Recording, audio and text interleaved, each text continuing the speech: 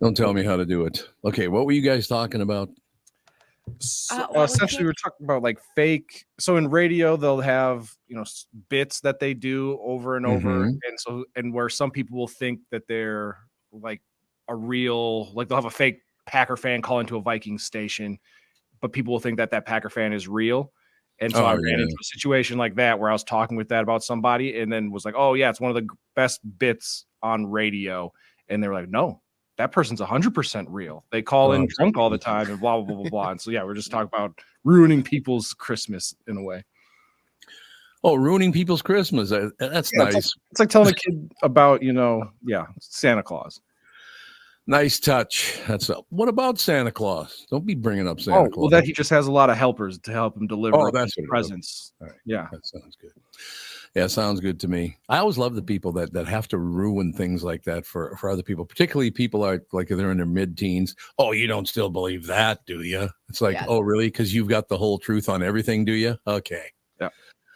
Yeah, it's so funny that this morning I got up a little earlier, went for a walk, and just had a nice walk. It was windy as hell, but it does that in the morning. But I was, but just before I left, I said I better check the headlines. So I went online, and then I went to CNN, and I went to Fox and looked at it, and I noticed something about both Fox and CNN. See if you guys have ever noticed this. When CNN is interviewing a Republican, or Fox is interviewing a Democrat, and they're standing facing each other, what do they both do every single time? Because I've been checking this for about a month, and it happens every time. They cross their arms? No, that's a good one, though. That's all the way. It's like, I don't want you anywhere near me. If they do that. What I've noticed is usually, so if it's whatever station, if they're interviewing somebody of the opposite, that person looks disheveled, and it looks like they just woke up and like they're not dressed properly. Yeah, they look like Britney. They look like Britney. That's exactly what it is. Is that what it is?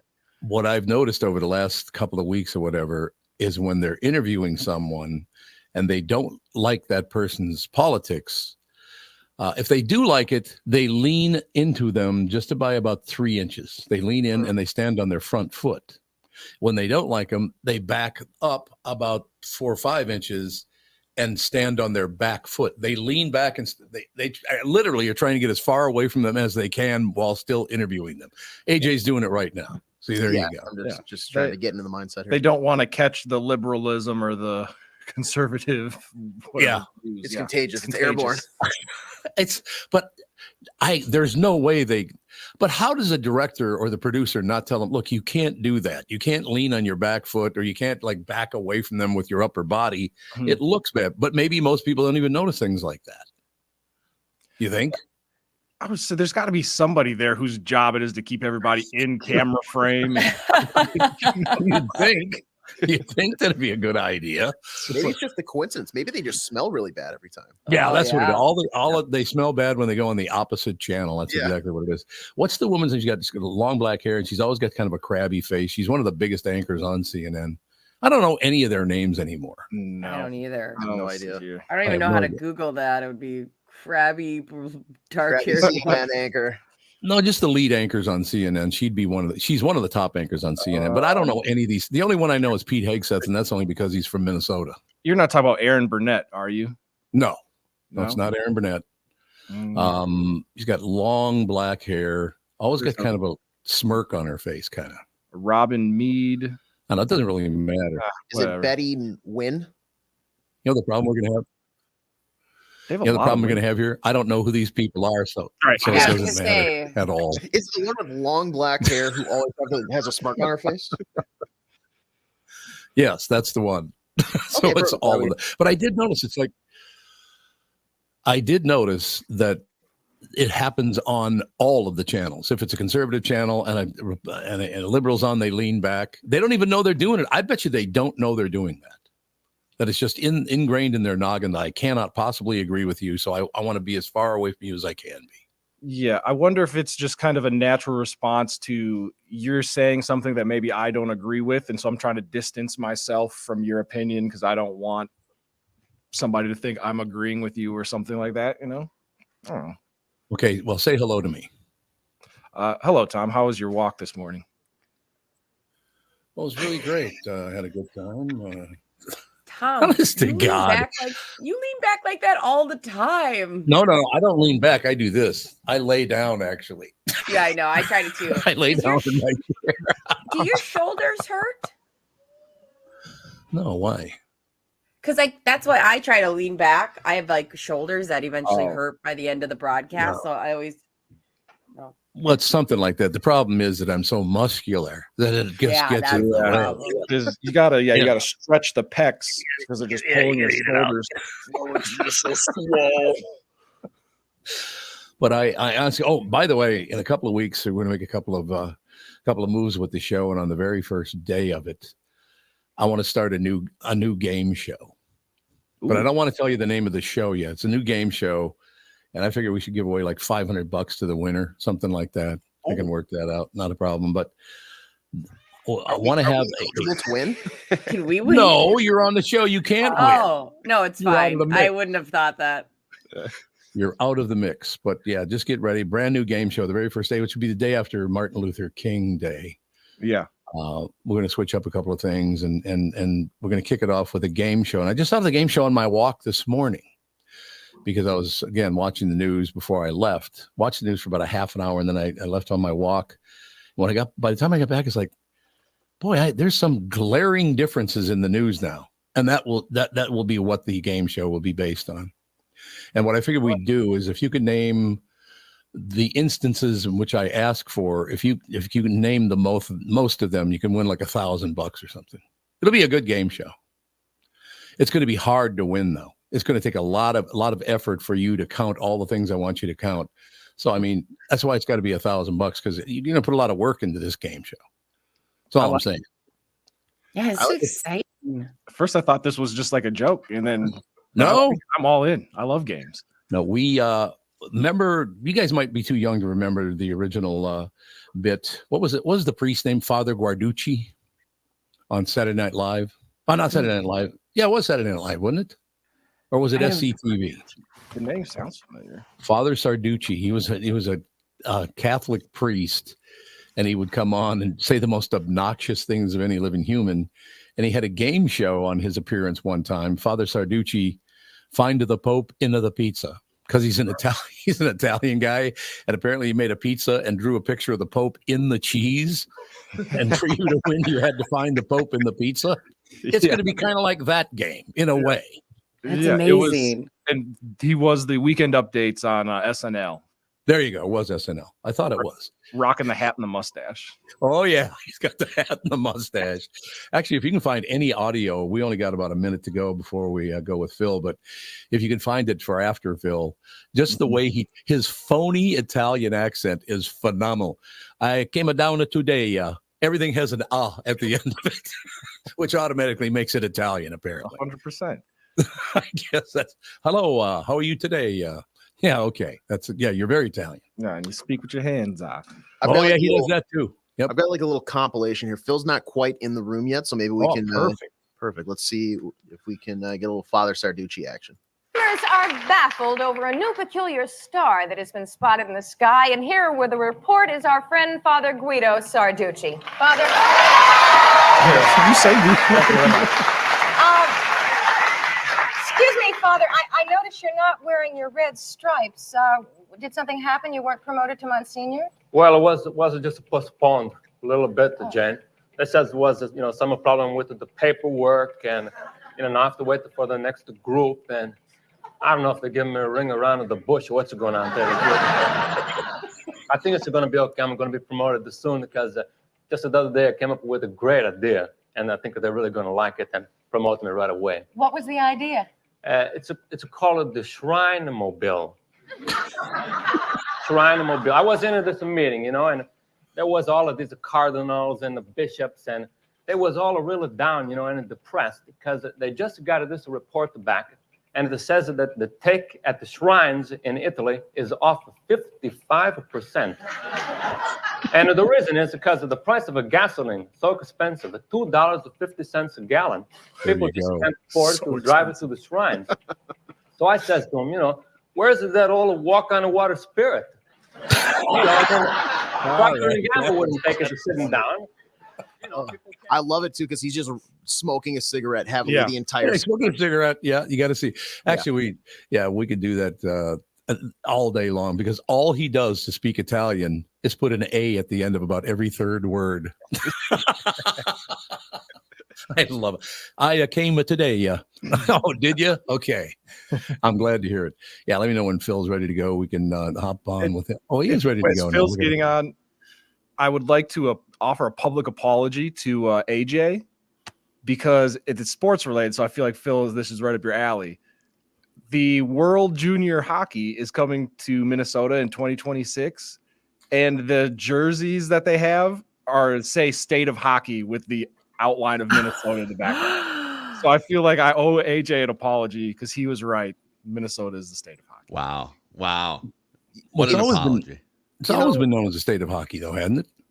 Yeah, but I like to give him crap about it not being the state of hockey. Well, think about this. They beat out Las Vegas. Massive city, Minneapolis we are. So, hockey hotbed. I'm pumped. We're still a couple years away, but that doesn't help with the Wild's woes last night.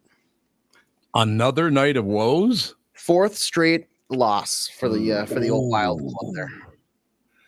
I blame it on Phil Mackey. That's all I have to say. Yeah. It was 100% my fault. Yeah. It's your fault. What I did was I actually I dulled the blades of some of the Wild players' skates. Sure. So they lost some edges at some key times. A couple guys crashed into the boards. So, but we all have something big to root for this Sunday. A must-lose game for the Minnesota Vikings against the Detroit Lions. Absolutely. Yes. Do not win that game. Don't win that game. In fact, it's been a couple weeks. I think Larry David would punch me if I said Happy New Year after January 3rd, but it's nice to see you guys after a couple weeks. And I was on Twitter before the Packers game saying, hey, today is a great day for the Minnesota Vikings to lose and improve their draft stock. And people weren't ready to hear it before the Packers game. I was accused of being a bad fan. How can you root against the Vikings? Wait a second. No, you're rooting for a 3-hour sugar high. I'm eating my broccoli. I'm investing in my Vikings 401k. I want long-term Viking success, not a 3-hour sugar high. Preach. That makes sense. No, I didn't know there was that much sugar in whiskey. If you make the old fashions the way that I do, Tom. Yeah, there you go. I like it. Put pretty much anything in those bad boys. I got to be honest with you. Once again, when I was a little boy, and I was not a fan, I just knew it from watching the news. I was a little boy, 5, 6, 7 years old, something like that. And the Minneapolis Lakers just kicking everybody's ass every year, winning the national championship. As soon as I turned double digits, 1961, everything fell apart. Yeah. Except for the Twins did win 2 World Series, which is magnificent. They did. But that's the thing about the Vikings. The Vikings, they've been around since 1961. So 60 plus years, generations of Vikings fans have seen division championships, trips to the Super Bowl. Well, actually, there are a couple generations of Vikings fans that haven't even seen a trip to the Super Bowl. They've had Hall of Fame players. They've done everything there is to do as a franchise except win the Super Bowl. Yeah, well, that's exactly. They were supposed to win, I think 2 out of the 4. They were predicted to win 2 out of the 4, weren't they? They were. We actually, over the holidays, I think it was on December 26th, Judd and I, we did an episode. We do the day after Vikings games, we do a pie chart of blame or a pie chart of praise for what happened in the game the other day. Well, we did a historical pie chart on Super Bowl 4, the Vikings losing to the Chiefs. We went back, watched the grainy footage of that game, and we I think it was like 7 slices of pie chart of blame. And did you know? And you're a guy that travels around Florida during baseball spring training season once in a while. That the head groundskeeper at Hammond Stadium for years and years and years, George Toma. So George Toma was the head groundskeeper for the Twin Spring Training Complex, and he was also the head groundskeeper for Super Bowls dating back to Super Bowl I, all the way through a couple years ago. And we found out doing research for the Super Bowl IV pie chart, George Toma in 1969 was also the head groundskeeper for the Kansas City Chiefs. Oh. So the Kansas City Chiefs had their own head groundskeeper as the groundskeeper of the Super Bowl. The field was a sloppy mess from the second play of the game. It was. Because they didn't want the Purple People Eaters to get traction. They didn't want Alan Page and Carl Eller and all these guys to get their footing. And so The Chiefs had a clean pocket the entire game. I call conspiracy. Oh, there's no 55 years later, conspiracy. Well, that was Come at me. They're based that what you're saying is absolutely true. They destroyed that field on purpose. There's no question about that. 100%. Yeah. So what do they think? They were politicians or something that they had to lie their way through? Is that the plan? That's what the Chiefs did. Yes, the Chiefs lied their way through a Super Bowl championship over the Vikings. Mm-hmm. I remember. Why don't Minnesotans ever do that? That's don't the thing. tell me it's too ethical. That's not even an argument. Well, we had this debate on Purple Daily today. So 2 years ago, the Vikings had a choice between two head coaches, and you guys might disagree on this, but I think my logic is sound here. The Vikings had Kevin O'Connell, who became the coach, right? He was kind of he was the hot coordinator. But they had Jim Harbaugh in the building for 10 hours. Right. And they were, as far as things have been reported, like half the people behind the scenes were ready to just, hey, put a contract in front of him, let's go. But because they just fired Mike Zimmer, who was pretty cantankerous, kind of ruffled feathers behind the scenes, they didn't want to go with another coach that might ruffle some feathers behind the scenes. They wanted someone that could get along with everybody, right? And Kevin's done a good job. Kevin is 20-15 in his first 2 years. He lost his starting quarterback, and he hasn't done a bad job. But Jim Harbaugh is probably going to go back to the NFL on Tuesday after winning a national championship. Yep. And the last time he was in the NFL, he took the San Francisco 49ers to 3 straight conference championship games, a Super Bowl, 12 wins a season. I feel like we also in Minnesota, we do I don't know, we're afraid of conflict, so let's hire the guy that's going to shake hands behind the scenes over the guy that might ruffle some feathers. I'm worried that we made a mistake 2 years ago, is what I'm saying. Can we change it now? Can we get him next year? I mean, he's available right now. Exactly. So why don't we go after him? Because this guy's had a couple of years and hasn't done a damn thing, right? Yeah, we didn't have to. I don't think we have the guts. We're too nice. That's my point. We're too nice. No, we're not nice. See, that's the bullshit Minnesota line that holding things close to the vest and doing things my way is being nice. Yeah. I love that about Minnesota. Oh, it's nice as long as you follow my lead. Then it's nice. I'm sure many people have coined this phrase, but Minnesota nice is, we will give you directions to anywhere you ask except our own house. Very, very good. I like that. Look, I love Minnesota, born and raised in Minnesota. But you look around, there's some odd cats that live in Minnesota. Well, in every state, they're odd in different ways, but there's some weird people that live in Minnesota. Yeah, we are. It's super weird. Great to see you. Now you made your day better by telling them, yeah, it's great to see you. That's kind of a Minnesota thing. Because I just told you, yeah, you're looking good. Your day's gotten even better. Okay, well, that's good. We do offer a lot of fake platitudes. The other thing we do, too, is at the end of any interaction, especially if we haven't seen someone in a long time, at the end of any interaction, we both try to figure out when the next time we're going to see each other might be. Yeah. So the interaction is over, and it's like, okay, Tom, it was good to see you. Maybe I'll see you at this other thing coming up in a month or two, right? Like we always try to do that for some reason. It can't just be, we ran into each other. We might never see each other again. That's fine. Well, whoever thought it was a good idea, and I have to tell you, in my family, both sides are prevalent, not in me personally, but when you count all the people, Minnesota is it's full of Germans and Scandinavians. What the hell do you think was going to happen? Yeah. Right? And my mother was German. My wife's got a lot of the old, my daughter's married to a Scandinavian. So there you go. I mean, Germans and Scandinavians together. Was that ever a good idea? No. And I'm like 45% Norwegian, but I'm also 50% Irish. I think 5% German. Oh, and I will Irish goodbye. My wife too. She's even better than I am at the Irish goodbye. Minnesotans get offended by the Irish goodbye. Do you guys know what the Irish goodbye? You just peace out of a gathering without telling anybody? Yes.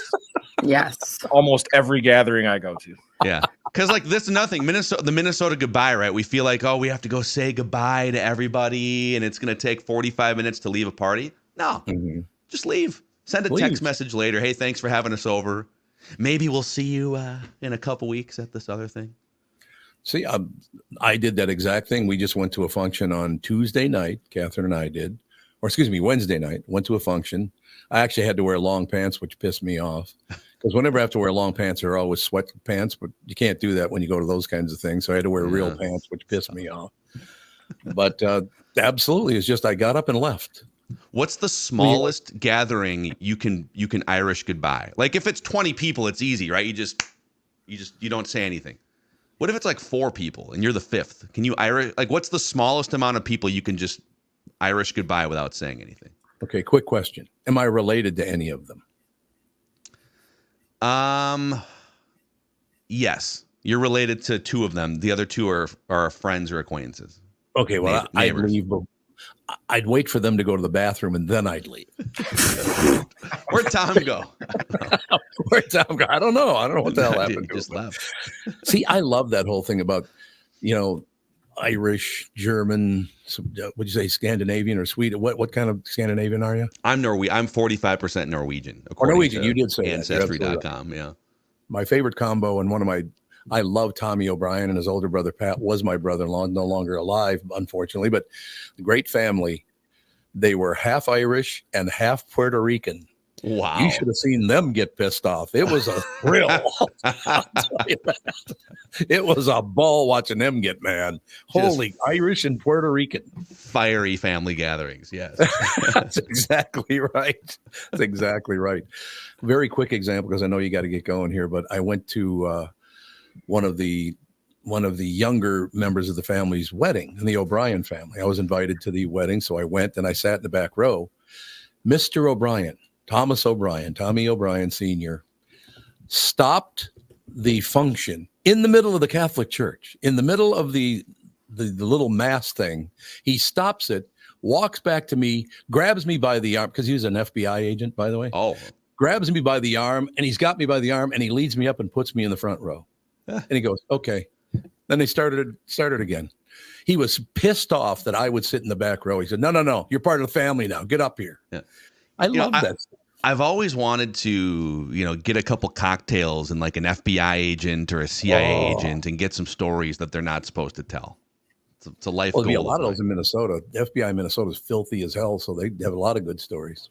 Couple old fashions. And hey, before I go, I have a question for you before I go, because for next week we are putting together. So we have the Score North Twin Show, which we are keeping active throughout the off season, just sort of talking about speculation. We're also, starting next week, I'm putting together the top 25 Twins players of all time list.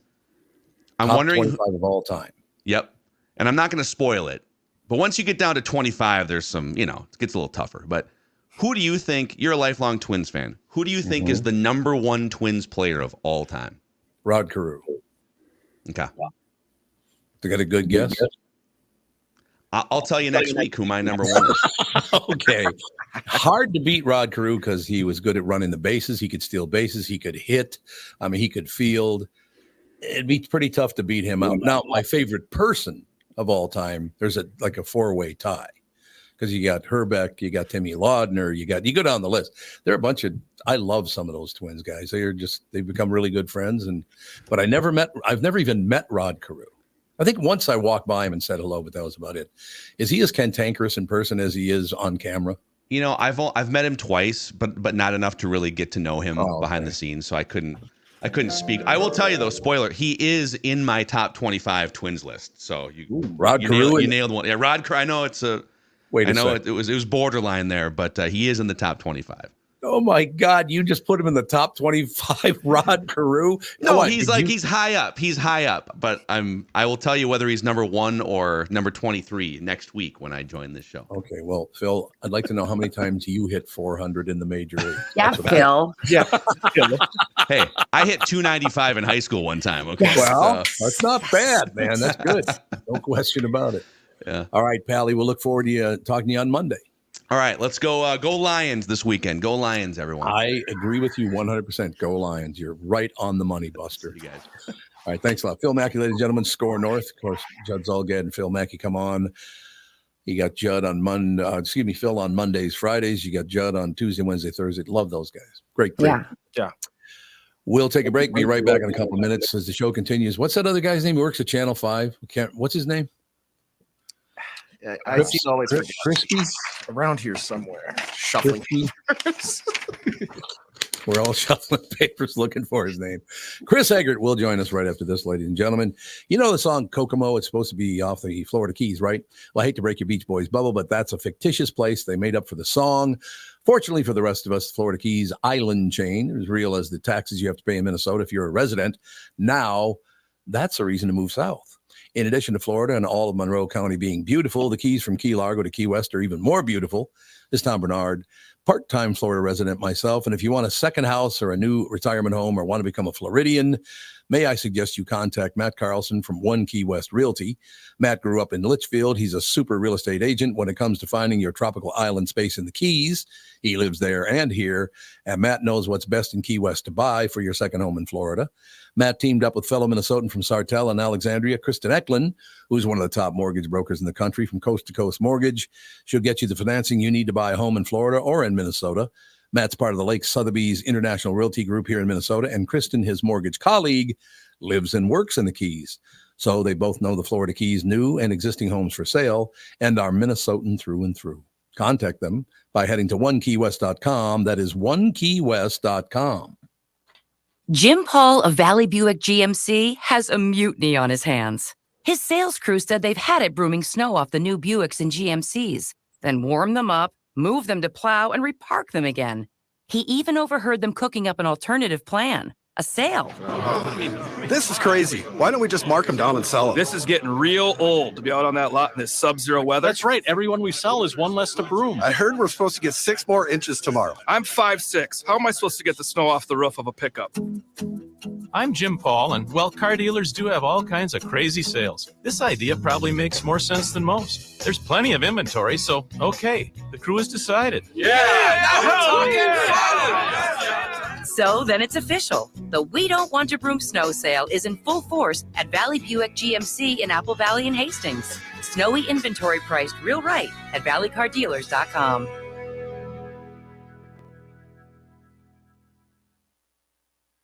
My goodness, that kind of played out. I kind of like that, to tell you the truth. It went duh, for about 3 seconds. Beautiful. You've all helped support MyPillow and their employees in these tough economic times. Mike Lindell knows this, continues to give back to listeners with great deals on his most popular products. Right now, you can save 50% on Queen and King pillows, the original My Slippers, and the MyPillow 6-pack bath towel sets are back in stock. The proprietary technology makes them extremely absorbent, yet still provides that soft feel you look for in a towel. The set comes with 2 bath towels, 2 hand towels, 2 washcloths. Regular price is $79.98, and for a limited time, you can get this 6-pack towel set for only $39.99 with promo code TOM. That is a 50% savings. So go to MyPillow.com, use promo code TOM to save 50% on the MyPillow 6-pack towel sets. That is just $39.99 for a set. This deal will not last long. Enter promo code TOM for this special and many more. You horn toot, and that's all I have to say. Channel 5's Chris Eggert, brought to you by Mr. Money Talk Josh Arnold. Call Josh today for your free 48-minute evaluation, 952-925-5608. That's 952-925-5608. Chris Eggert in the news. You know, I haven't even looked at the local news this morning yet. A lot of national news going on. I don't know. Anything happening in town we should know about, good or bad? There's always great things happening here, Tom. Yes, and they're all bad, unfortunately. We've been talking about that homeless encampment in South Minneapolis for the last several weeks. Yeah. And how they had been threatening to clear it out. And that's the mayor was sued by a couple of the people living there because they said that wasn't fair. Wait a minute. What wasn't fair? That they were making them move. Nobody made you live there. The lawsuit was filed. However, the clearing of the camp has moved forward. Yep. And then they just moved 3 blocks to the south of there. Like they moved right 3 blocks. Like walked 3 blocks to the south in another city lot and are there now. So that will be the next site of Camp Noonan Cossie, or I had some kind of a I like that. Noonan. Yeah, he probably was breaking up, no question. Look, don't get me wrong. I hate seeing people suffer from drug addiction, which most of those people do suffer from drug addiction. But there is a situation where, I'm sorry, but you cannot sue somebody because they want to move you if you don't own the land. Suing for what? Yeah. Well, and obviously we've got a housing crisis in this city and everywhere, everywhere, you know, everywhere in the United States, there's housing issues and there's poverty issues and whatnot. I guess another issue that comes up then is for people who are living next to this empty lot. Now they've got a encampment of people who are living there. Unfortunately, a couple of bad things that happened at the other location. And yeah, so that's kind of the big thing we've been sort of tracking this morning. So one thing that I love about that, what you just said, is that same exact time period you're talking about, when all these people ended up living in the streets and all these people can't pay their bills, and what credit card debt is over $1 trillion in America now. Did you know that? $1 trillion, right? It's bad. Is it just a coincidence then that the last 3 presidents are either billionaires or worth several $100 million? If we're all suffering financially, how did they make $1 billion in just 8 years? How did it happen? This is the most disgusting place on earth right now. Instead of being the land of the free and the home of the brave, it's all about money, just like every other shithole in the world.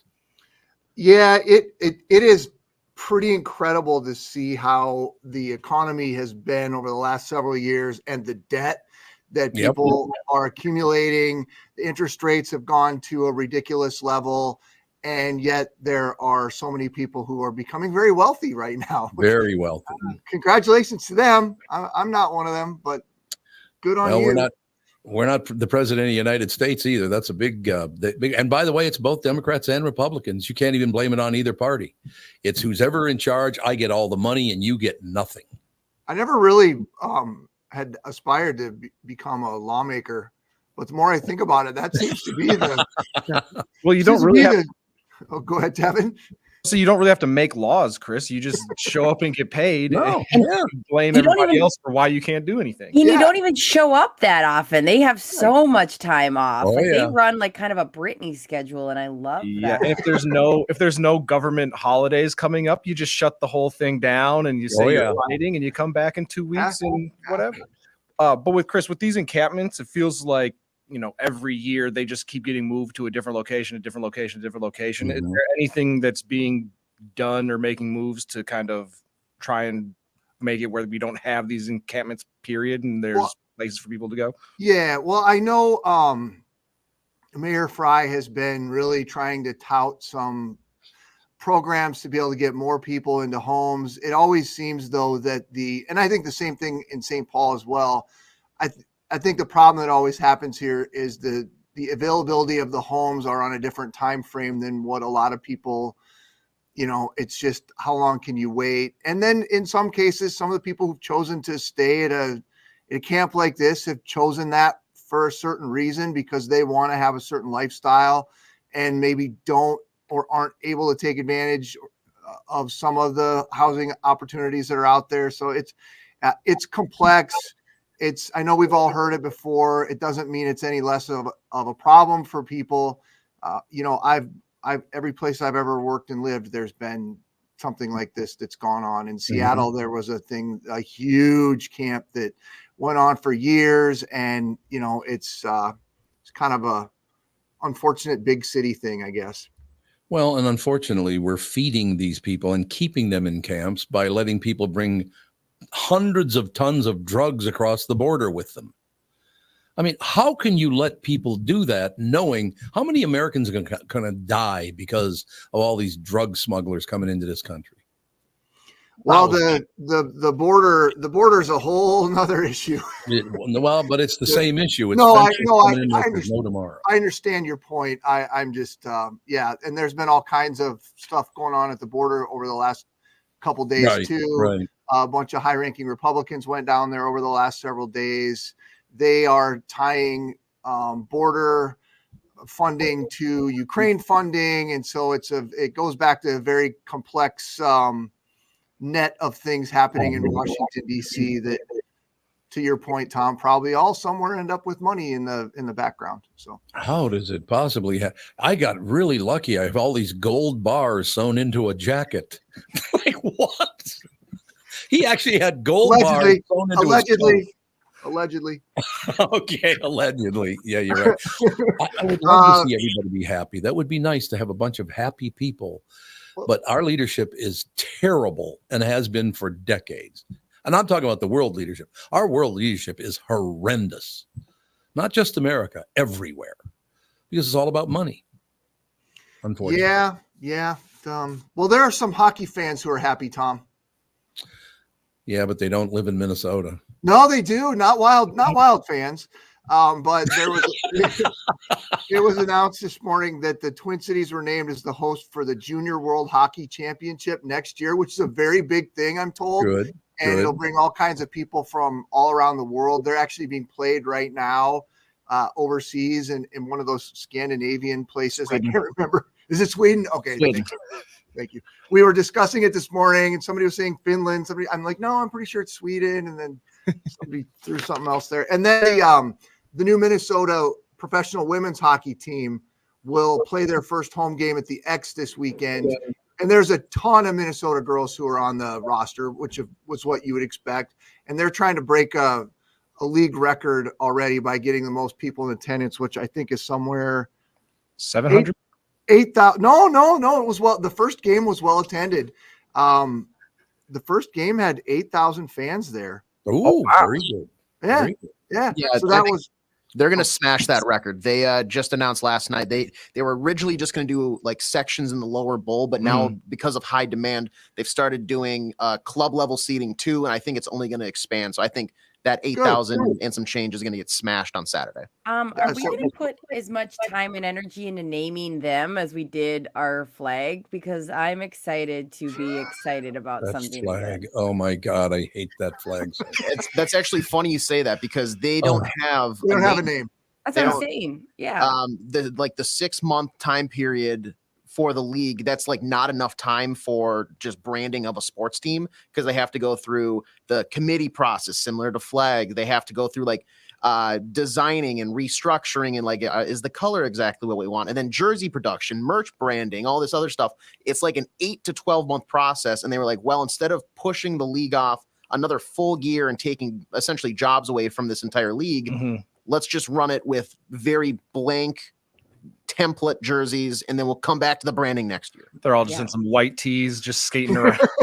I am ready to watch another government hearing about a naming of something. I am excited. I will keep us up to date. I will. You bet your you know what your keister there, Brittany, that flag thing is nowhere close to being over with. The legislative sessions coming up. That is going to be, of all the things they should be worried about, I guarantee that's going to be the thing that causes the most. It's going to make the most news. It's going to be ridiculous. Do you get the impression, by the way, that our state flag now was designed by somebody who was on Lake Minnetonka and saw it on a boat? It looks like those flags that hang on the back of boats. It has a little bit of a lake vibe. I can see that. I can definitely see that. Oh yeah, we'll do that one. It'll be a fake sun, and then it'll be a V, and then it'll be 3 colors. Ooh, way to work hard. It'd be really cool if it said something like Lake Life or something. Love. Eat, sleep, Exactly. vote. I like it. I like that call. That's a good call. That's all I have to say. Lake Life. But is there any chance we can just get rid of those flags and just put up like a green, solid green flag? What do you say? That's good. I think that's very close to the state of Washington's flag. It is. You're absolutely right. And here's another thing. We just had a story about this earlier in the week, which you also knew was going to come out. The Hennepin County Sheriff is coming out saying, hey, who's going to pay for us to have to like redo all of our badges and our emblems and our cars and our clothes and our letterhead and our court documents, because all that stuff has the state seal on it currently. Yep. And so that the sheriff, DeWanna Witt, is saying like basically like it's hundreds of thousands of dollars that they don't have budgeted. So there's a whole nother thing that's going to come out of the woodwork on Okay, this. he's being a little dramatic because I feel like the answer is you just wait until those things expire. Yeah, like Right. come up. Like we don't have to immediately run into I'm not it. being dramatic, Brittany. I'm telling you what was in the news. No, I said sheriff. he was. Oh, it's a gal. It's a Or gal. girl, Her yeah. name's Oh, Delana sorry. Oh, Witt. now I'm No, sorry. sexist. So great. No, that's why I was like, I didn't know what you're talking about. I was like, what? I had to start referring to you as if you're not here. He's being so dramatic. Okay, she's being dramatic because just like in the military, when you got new uniforms, a lot of us were running around in woodland camo while the other ones had digitals. You just wait until. So it's not like you have to run out to the car immediately and scrape off the emblem. Yeah. Yeah, that's a good point. But you're going to see that all over the place because it's another way to like complain about the flags. That's for sure. Mm-hmm. Should I, just to piss everybody off, take the old flag and fly it on my house every day? Yes. Run her up the pole every day. Fly it on your car. Yes, I can put it on my car. I feel like that's fine too. Like that's retro. Like that's cool. Like if you want, like I throw shouldn't that out laugh. there. I shouldn't laugh about this, but we had soundbite on the other day from somebody in Greater Minnesota somewhere, and the guy was at a county meeting, and they were talking about the flag, and the guy was, God bless him for being passionate. He was like, "That will never be my flag." I like it. I was like, damn, my man is committed to the bit. But Chris, I got to ask you a question. I always thought as a kid, because I grew up in a neighborhood again it was Catholic, Black, Jewish, Mexicans, and Native Americans. That's who lived. I thought the guy in the horse was being honored on our flag. How is that a negative thing? I still don't understand why a Native American on a horse is a negative thing on your flag. You're honoring Native Americans, aren't you?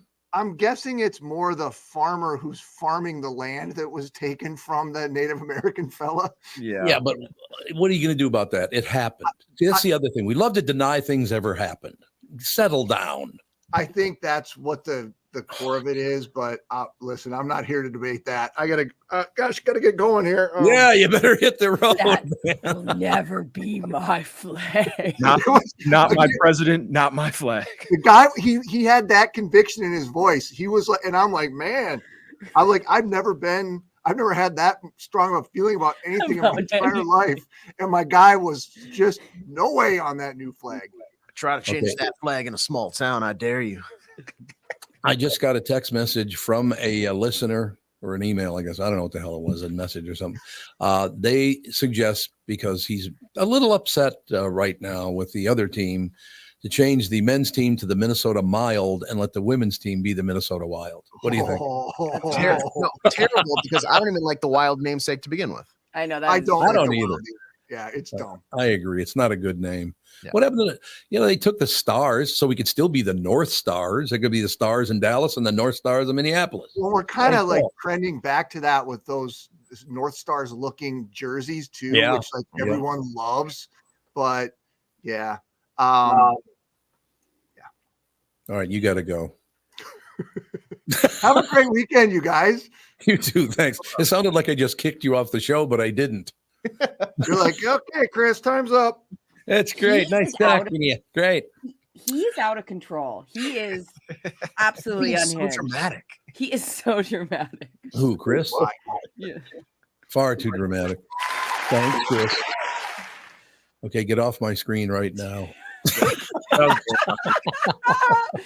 Oh, he's so funny. Ladies and gentlemen, Channel 5's Chris Eggert is brought to you by Mr. Money Talk Josh Arnold. Call Josh today for your free 48-minute evaluation. 952-925-5608. That's 952-925-5608. Mr. Money Talk Josh Arnold bringing you Chris Eggert and the news. We got to take a break. We'll be right back in a couple of seconds. Okay, Find the Pope into the Pizza. His cousin, Bob Sansevier, is up next.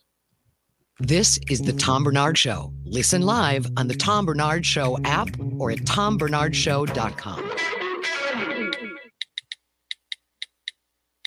Is that text you're sending so important that you missed your turn? Is that text you're sending so important that you ran the red light? Is that text you're sending so important you didn't see the ball coming onto the road or the child that followed? Hi, I'm Mike Bryant from Bradshaw & Bryant. When you take your eyes off the road for even 4 seconds, your vehicle travels 100 yards. That's the entire length of a football field. If you absolutely have to text, you need to pull off the road somewhere safe and do it from there. Texting and driving is against the law and can cause serious injury or even death to you and others. Now that is important. We hope you're never injured in a collision, but if you are, please contact us. Find Bradshaw and Bryant, personal injury attorneys at minnesotapersonalinjury.com. Going farther with Mike Bryant on your side, seeking justice for the injured. Bradshaw and Bryant. Tom here, and I want to discuss a partnership that has been wonderful in my life. Zero Res Carpet Care, very good friends of mine. Nothing is better to someone with a family than having a completely clean home. Your carpet is the biggest filter in your house. If you want to talk about pet dander or foot traffic, dirt from the outside, they all eventually reside in your carpet. So, Zero Res Carpet Care. Listen, around the holidays, you need to contact ZeroResMinnesota.com or call 952-ZEROREZ. That's 952-ZERO-RES. They clean your home with their electrolyzed pH-elevated water that doesn't use chemicals or soaps that smell like a janitor's closet like other cleaning services. How about a Tom Barnard deal? Well, here it is. Get 3 rooms, zero resified, starting at $129, and don't forget your air ducts. Mention me, and they'll discount your air vents by $75 too. This is for the entire month, so call them right now, 952-0-RES, backward or forwarded, spells the same, or book online, ZeroResMinnesota.com. If it's available, ask for them to come to your place in the Tom Barnard named service truck. What an honor that was, by the way. Just mention me by name and get the special deal to get your home clean and your heart happy. Zero Res Carpet. This is Bob Sansevier, and I want to tell you about Dave Bialki from Bialki Law. Dave represented my wife, Mary, when she had a significant workplace injury. She was very happy with the job Dave did. If you have a work-related injury and have Dave represent you, I'm betting you'll be happy too. Dave is a down-to-earth guy. He grew up in northern Minnesota, rides a Harley, and worked various jobs doing concrete, electrical, plumbing, roofing, and carpentry work. Dave works for people with work-related injuries. If you work construction, or anywhere for that matter, and you're hurt or even just hurting, you should talk to Dave. Let's face it, our bodies wear out. If your body is worn out from work, if your knees or back or shoulders hurt from things you do at work, do what Mary did. Call Dave and talk to him about it at Bialki Law to set up a free initial consultation. The number to call is 763-571-2410. That's 763-571-2410. Or visit bialkilaw.com. That's BIALKE law.com. There you have it, ladies and gentlemen. Let me know when his picture will pop up when Sandy's ready to go, right? So that'll work. Yeah. I would think anyway. Yeah, he might be searching for the Pope still or something. He hasn't joined us yet for whatever reason. He hasn't found the Pope yet? No. I don't really understand. One of the most beautiful women on earth, Halle Berry. Wouldn't you agree? She's stunningly beautiful. Beautiful. Yeah. Great song about her too. Which one's that? Tom, you would hate it. Yeah. It was an old rap song that went viral because it was about Halle Berry. Oh God, rap. Just wonderful. God, it takes so much talent to rap. It's just, how do they do it? The outpouring of all that creativity. And I'm bad. Oh, good. Another one of those. Yeah, good. Excellent. It ruined rhythm and blues, and I'm never going to get over it. No, you're not, are you? You're never going to get over it. It was the greatest music of all time, and you, Tevin, ruined it with your crappy music. Some say ruined, some say made it better. Oh, made it better. Yeah, okay. All right. I did see Ludacris is now doing like a commercial. Yeah, I mean, he's actor guy, so he's all over the place now. Was he an actor? Yeah, Fast and the Furious, I think, is as far as any of his acting credentials go. Loose terms, acting. Does that count as acting? Exactly. Ladies and gentlemen, please welcome Finding the Pope into the Pizza. Bob Sansevier Sports brought to you by Bialki Law Firm. Heard at work. Dave Bialki goes to work for you, taking care of your workers' comp injury claims and denials. Call 763-571-2410 or go to BIALKElaw.com. Tell them Bob and Tom sent you. Sandy? Yes, sir. You're a huge rap fan, aren't you? Oh, you have no idea. It's just over the top. Oh, I go way back to Vanilla Ice. Oh God! It is a shame that is the first rap name. Yeah, it's actually tragic. That is sad. Listen, rap got worse after the very first line was really funny. There's no question. Remember the first Rapper's Delight? What was it? No. You don't remember Rapper's Delight? Tom, Kevin, do come you on. even know about Rapper's Delight? Yeah, that's like the Oh, you first. do? That's like the first rap song that kind of put rap on the map. That's kind of what I would say made it more mainstream and kind of Okay. kicked off rap. And what did the chicken taste like? The chicken tastes like wood. There you go, ladies and gentlemen. There you go, right there. And the chicken tastes like wood. Yep. In any That's what case, launched it. Yep. It was a different That's right. time back then, Bob. We can scroll through some Beatles lyrics too, and we can find some living in a yellow submarine and all that good stuff and pull some lyrics that don't make sense. You have to throw Beatles at me. I mean, I like them, but I'm I go Frankie back to Valley. Or Frankie Valley, whatever. Yeah, you don't go after Frankie Valley. You See, don't go after I knew Dean that Martin. Frankie Valley would get him. You don't go after AJ? Al Jolson, Eddie Cantor. AJ, would you do me a favor and jump into so all four of you are talking at the same time? Yeah, I think I can do that. You want me to jump in right away? Jesus. In any case, Sandy, what's happening with you? Not too much with me, but how about those Vikings, Tom? Oh, they give postseason awards away. Yes. And Kevin O'Connell will win the award for least impressive coach in his second season. Is that true? Because he should. Well, he should, but just go back. I mean, there's so many instances. He never figured out the backup quarterback situation when the most glaring mistake he made. Well, there were a few of them, but the one that sticks out, 4th and 1, the tush push. And we talked about a few weeks ago. He uses a 5'7", 103-pound wide receiver to do the pushing. Yep. I mean, that's just it's an absurdity. And he did not have this team. Nick Mullins was never going to be a good backup for him. No. There were others out there. Hey, Joe Flacco was out there, but that's unfair because a lot of teams messed up on that. No one thought Flacco had anything. So unfortunately. So Bob, what are we going to do? Because you went through 4 quarterbacks, not 1, not 2, not 3, but 4 quarterbacks, and every one of them sucked. Well, see, I think the Josh Dobbs sucking part, he was so good in his first couple of games because he wasn't jammed into the Kevin O'Connell system. He was allowed to freelance and be freewheeling. But coaches like O'Connell, this is why he needs to mature as a coach and evolve. He hasn't evolved, and it's only 2 years. But a coach who evolved would have seen, what do I have in this quarterback? Let me adjust to him and not make him adjust to me, because that's what tanked this team, forcing him to adjust. No, I think that's absolutely true, Bob. I think it's a good call. I don't know why, Bob. I got to be honest with you and on all the rest of you on the show. I have no idea. I have no excuse. But I've been a Viking fan since I was 15 years old. Why haven't I given up on this team yet? Okay, I'm glad you mentioned that. Viking fan 15, who was the quarterback? A guy named Fran Tarkenton? Fran Tarkenton. If Kevin O'Connell had Fran Tarkenton, he would have said, you stay in the pocket. You never leave the pocket. That's what he does to these quarterbacks. He does. Yep. It's a bad call. It's a terrible call. You adapt to your quarterback. You don't make them adjust to you. I think it's a good call, Bob. I like that a lot. Like Chuck Foreman was never allowed to be Chuck Foreman either. In little bits and pieces he was, but you never got the full Chuck Foreman because Bud wouldn't let him do it. Well, certainly not in the Super Bowl when he gave the ball to Brent McClanahan near the goal line and fumbled, and that was the end of that. But you know what? Chuck's a good example because Jerry Burns, they never had a running back who could run and catch like him. Mm-hmm. So when he saw what Chuck could do, he adapted his offense to suit Chuck. And you could say whatever you want. Jerry Burns, he was doing the West Coast offense before it had a name. Yeah, and that made that team successful, except for the Super Bowls when they changed the offense. When they changed the offense.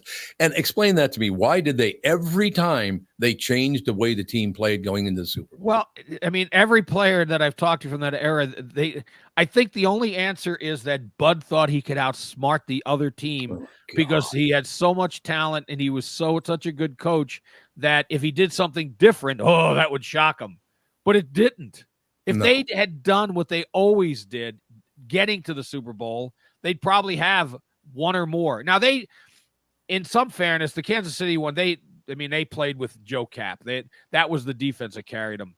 The Miami team, Chuck and other players say Miami was the best team they faced in the Super Bowl, but they could have certainly beaten Oakland and Pittsburgh. those teams were teams that they could have beaten. They do feel Miami was the best team they faced. Oh, I think that Miami team was unbeatable obviously it was unbeatable because they didn't lose a game all year. No, they got them the year after the undefeated season. And that's what I mean. This is a team that won every game they played the year before. Yep. Yeah, they were never going to beat them. No, I never expected them to beat Miami. But it's and now, I mean, just think of how many people. Well, if you were born the year that they started, what would you be now in your 60s? You'd be in your mid 60s, right? Yeah. Yep. And never saw a Super Bowl win. No, you're absolutely right. There's not been a Super Bowl win. There's no question about it. I don't understand it. How you can't, after all those years, 60 some years, you can't put together. Well, it's 63 years this fall, right? 63 years, and they have not even come close to winning a Super Bowl. They've been in 4, but they never even came close to winning one. No, and I don't really see when they're going to come close again. They have to do a lot of things. And now, people are excited about when your team sucks and you're not going to make the playoffs, and the mathematical part, please, it's not realistic. But they'll draft a quarterback. But I don't have faith in this regime making the right call. Mm-hmm. Because what have they done in the first 2 drafts? The best pick they've had was signing this Ivan Pace Jr., who was a free agent. Mm-hmm. Their draft picks have been nothing special. That's very true. Jordan Addison was a good pick, but that to me was a no-brainer.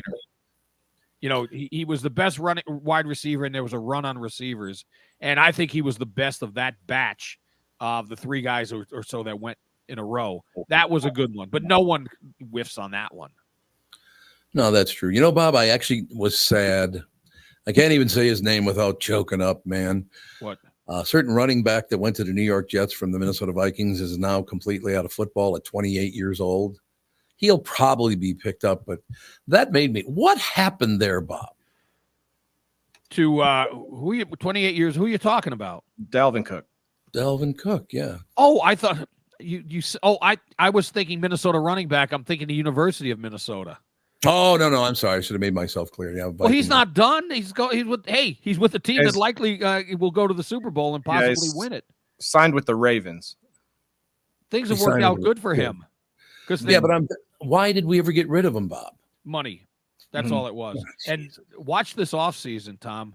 They better sign Justin Jefferson. They got to sign Christian Darrisaw.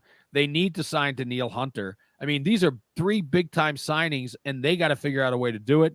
And what's going to be interesting is Justin Jefferson has leverage because he could say, I got to sign with you. You don't have a quarterback. I don't want to be with this team long-term. What are they going to do about the quarterback situation, Bob? They got to do something. Well, I think that they have to draft one of these rookies.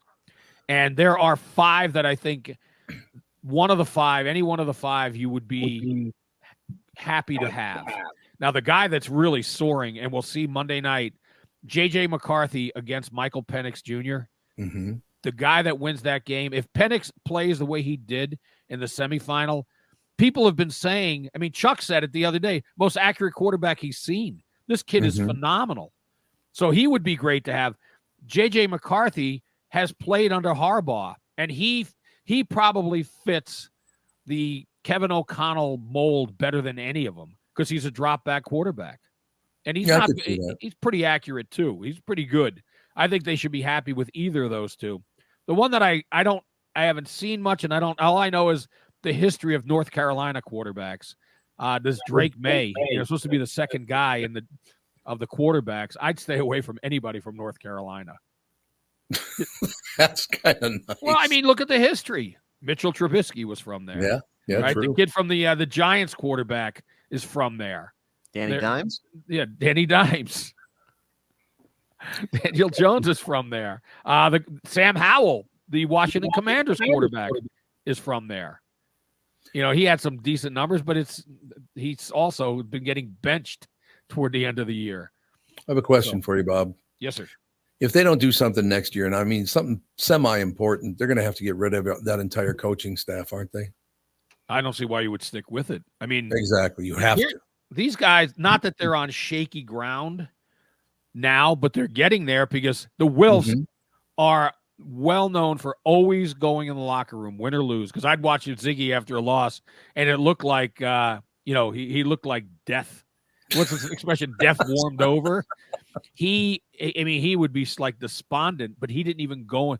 No, neither he nor his brother went into the locker room after this loss to the Packers. Really? So that really hit them hard. Ooh, yeah. And I think if you're going to cut one of the two, who's been least impressive? I think it's Kwesi Adolfo-Mensah. No question. The whole staff, get rid of them. You know what? Here's what the problem I have with both these guys. They seem like they're decent guys, yet one of the first things they did, they got rid of Bob Hagan. He worked with Denny, he worked with Tice, he worked with Childress. We worked with every quarterback they've had, every coach they had, except for this one. Then they get rid of Dennis Ryan, the equipment guy who went back to the 70s. Good God. So what is it about these guys that they can't get along with people that, both of them were terrific people to deal with. Mm-hmm. Dennis and Bob Hagan, they gave their lives to this team, and they just got cut. So I have no problem. Get rid of these two guys. It's not going to happen this year, but I'm not going to shed a tear for them because they don't care. I agree. I used to go with Bob Hagan out to the Wildfire Grill out there in Eden Prairie. What a great guy. Just a great guy. Oh, I've reached out to him a few times. He and I, we need to go to Norm's Pizza in Buffalo because he loves pizza. You got to go to Norm's Pizza. Hey, by the way, Tom, now there's no affiliation with me and Norm's. Best deep dish I've ever had. It's Detroit style. It's not. It's better than Chicago. Better than, and I almost shudder to say it, better than any Sicilian I've ever had in Jersey. It's their Detroit style is off the charts. I'll have to do it, man. When we'll get together, when you can do it in Brittany, I gotta take her because I gotta go over my eulogy for me. I told her she's gonna do my eulogy. Yeah. Did you remember the key word that you're gonna say? He was You don't remember. He was quite fetching as his youth. When Bob was young, he was quite fetching, and thank God I didn't know him when he was young because I wouldn't have been able to keep my hands off him. Okay, who wrote wrote walk this? away? Bob wrote this. He literally wrote Jesus. this. We've talked like 4 times about it. He has had me practiced. Literally. Well, because you know what, Tom, odds are, based on the actuarial charts, I'll go before her. Yeah. Although, as I said to her, there's also a good chance she'll just not pay attention and step off a curb and get hit by an MTC bus. That's real nice. He was telling me this at a memorial last night. Or you guys all went up to, you know what? Why don't we, Bob, you got a couple more minutes? Yeah, I would like to talk about Pat. I would like to hear you guys talk about it because I got calls from Doug Sprinthal. I got calls from all the people that went to it. I guess there were so many people from so many different radio stations and companies. Brittany, you went with my daughter, Alex, correct? Yep. We, me and Alex headed up there. We were a tad late because I worked, but we got there at the tail end. There were still so many people there. Oh, Tom, there was an overflow room. And when we got there at a couple of minutes after 6, and they had just started. 3 of his kids talked. And there were about 10 people who had some, his older brothers had something to say. And it was very touching. And his kids, they kept it together. His daughter got a little emotional at the end, but they told just heartwarming stories about Pat and things that he had done. And he touched a lot of lives because there were a lot of people. Most of the people there were not radio people. Yeah. So I have no idea who they were.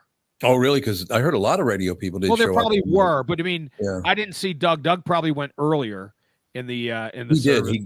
He did. He went early. And but the one thing, and I think Brittany could confirm this, Tom, it's eerie when you go up and talk to his brother Mike. Oh, I know. It's the same they're person. twins. It is. I felt like I was stealing time back with Pat. Yep. Like, because his voice is exactly the same. He looks exactly the same. It's exactly, the voice is dead on. And he said something, and Brittany, I don't think he would mind sharing it. One of Pat's sons said, "Uncle Mike, I miss my dad." And, Mike said, well, he put his arm around him and he said, "I could feel my dad with me." Oh, Yeah, when he gives see. him hugs. Yeah, it was really sweet. And Tom, it was like, I don't know what it's like to have that loss, because like looking at Michael and his family to that extent, but like we Mhm. walk through this area with all these photos, and there's all these cute twin photos of them Oh yeah. too. Oh yeah. Yep. Oh, And that photo. Tell them about the one right by the casket, Brittany. It's there's this unbelievable.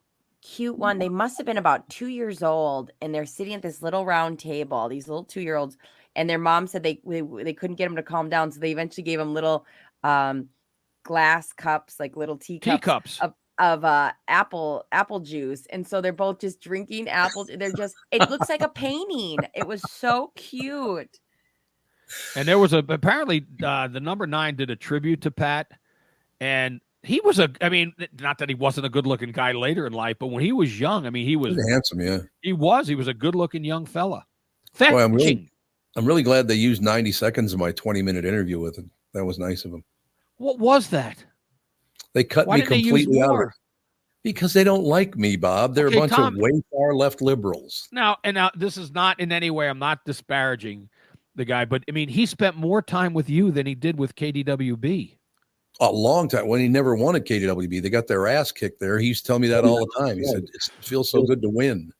Do you know the first time I met Pat? When? It was in the Golden Valley. He was working at KDWB. He thought he was going to come in and like interrupt you during the show. Oh yeah, that's Pat. Well, that's one thing I do want to say. And Pat was my wife's third cousin, so they're related, no question about it. His grandmother and Catherine's father were really, really good friends and all the rest of it. So there was a connection there. But so I can say this because I'm close enough to being related to Pat. Nobody could be more annoying than Pat Eberts. There's no doubt about it. No doubt about it. You're not speaking out of term. No. And also, it's also just like, I think it really, I said this to him when we were on the boat, the Hubbard boat, is that like, I get it. After having a kid, I kind of get it, because he had drive, like, because he had 4 kids, 5 kids with a step kid too. It's like, he had so many kids. Tom, I'm like, see, when I had a kid, I go, I can see him through new eyes, because I have my 20s. I thought Pat was I was like, oh my God, he's so annoying. He emails 40 times. He messages constantly during the show. And then I had a kid, and I was like, his motivations are so for his family. And I kind of got him more. Yeah. And what Pete Frisch was there, and he talked for a couple of minutes. Pete, and Pete nailed it.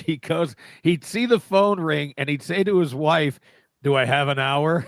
Pat was, Tom, you know this. I would say to him, "Okay, Pat, I gotta go." 20 minutes later, wait, one more thing. And then it's still 20 minutes later, because you cannot, there was no easy way. You had to be abrupt and just say, "Pat, gotta go," or just disconnect, because he wanted it, and he wanted to hear what's going on in your life. He genuinely did care. No question about it. He worked his ass off. And again, taking nothing away from anybody else that I ever worked with, because I know a lot of radio salespeople that I really admire the hell out of. Some of them I actually love. They're great people. Maybe there was somebody shoulder to shoulder with Pat. Maybe there were a few of them, but nobody was ever any better than Pat. That is a fact. He was a great radio salesperson. No, he was the best. Well, he was absolutely the best. He was amazing. And that's taking nothing away from anybody else. Pat worked his ass off. And I think that's where some of that cantankerous attitude came from, because he worked so hard. He had to win. That's what I love about Pat. Had to win. I love that. And of all the stories I heard, the one that I remember all of them from last night, but I didn't know this, when he won some sort of radio thing when he was at the other station there. And he got one of those maps that takes you to the Stars house. This was in the 90s. I remember that. To Jimmy Stewart's house. Did you hear that story? Absolutely. He knocked on the door. Yeah. His son answered, Jimmy Stewart's son. Yep. And then he brought Jimmy Stewart, came to the door. And then when it was done, Pat's son came back, and Pat's son Jimmy Stewart's son told Pat that you made my father's day. And that made Pat's day. To hear that he had such, his little conversation had such an impact. Well, I unfortunately had the job of telling Catherine, Andy, and Alex that Pat had died, and that was not pretty, man. And again, she and Catherine didn't know him until I introduced her to him, and then they found out they were related. But my kids and my wife adored that man. Because he did so much. Pat did more for other people that you'll never hear about. Exactly. Than almost anybody I've ever met. He was very, very giving. The thing, I mean, there is no good time for someone to die. No. But what I think about is what his kids are going to go through on Christmas, because he died, he had Christmas, but he died overnight into the 26th. Yep. He did. And one of the kids sadly found, I don't know which one, but I mean, just finding your dad. My God. Well, did you hear what happened at first? They thought he was asleep, so they walked by him and quietly for about an hour and then realized there's something wrong here. So he was actually dead for an hour before who long?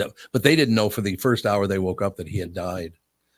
And then they finally did realize that there's something wrong here, and they went over and found him dead. Yeah, because all the kids were with him. They were, they lived with him, and it was one of those things, and I'm glad the person who told me was Gelfand. Oh, is that right? He had just gotten off the phone with Ray Bell, who was one of Pat's closest friends for a period. And so, it was the right person to hear it from, because there are people out there, Tom, that are like the town criers of death. Oh, yeah. Yeah. They want to call everyone they've ever known to tell you someone died, and that's not Gelfand. And, Mike's had he's had a number of friends pass away, recently, just because of age. Because Mike has a lot of friends who are like in their 80s and 90s. Mm-hmm. And there's, but he, so I appreciated that it was Mike that wound up telling me. No, that is great. Gelfand. Did he have a good attitude when he told you? Mike, I don't know anyone that has as upbeat an attitude as Mike Gelfand.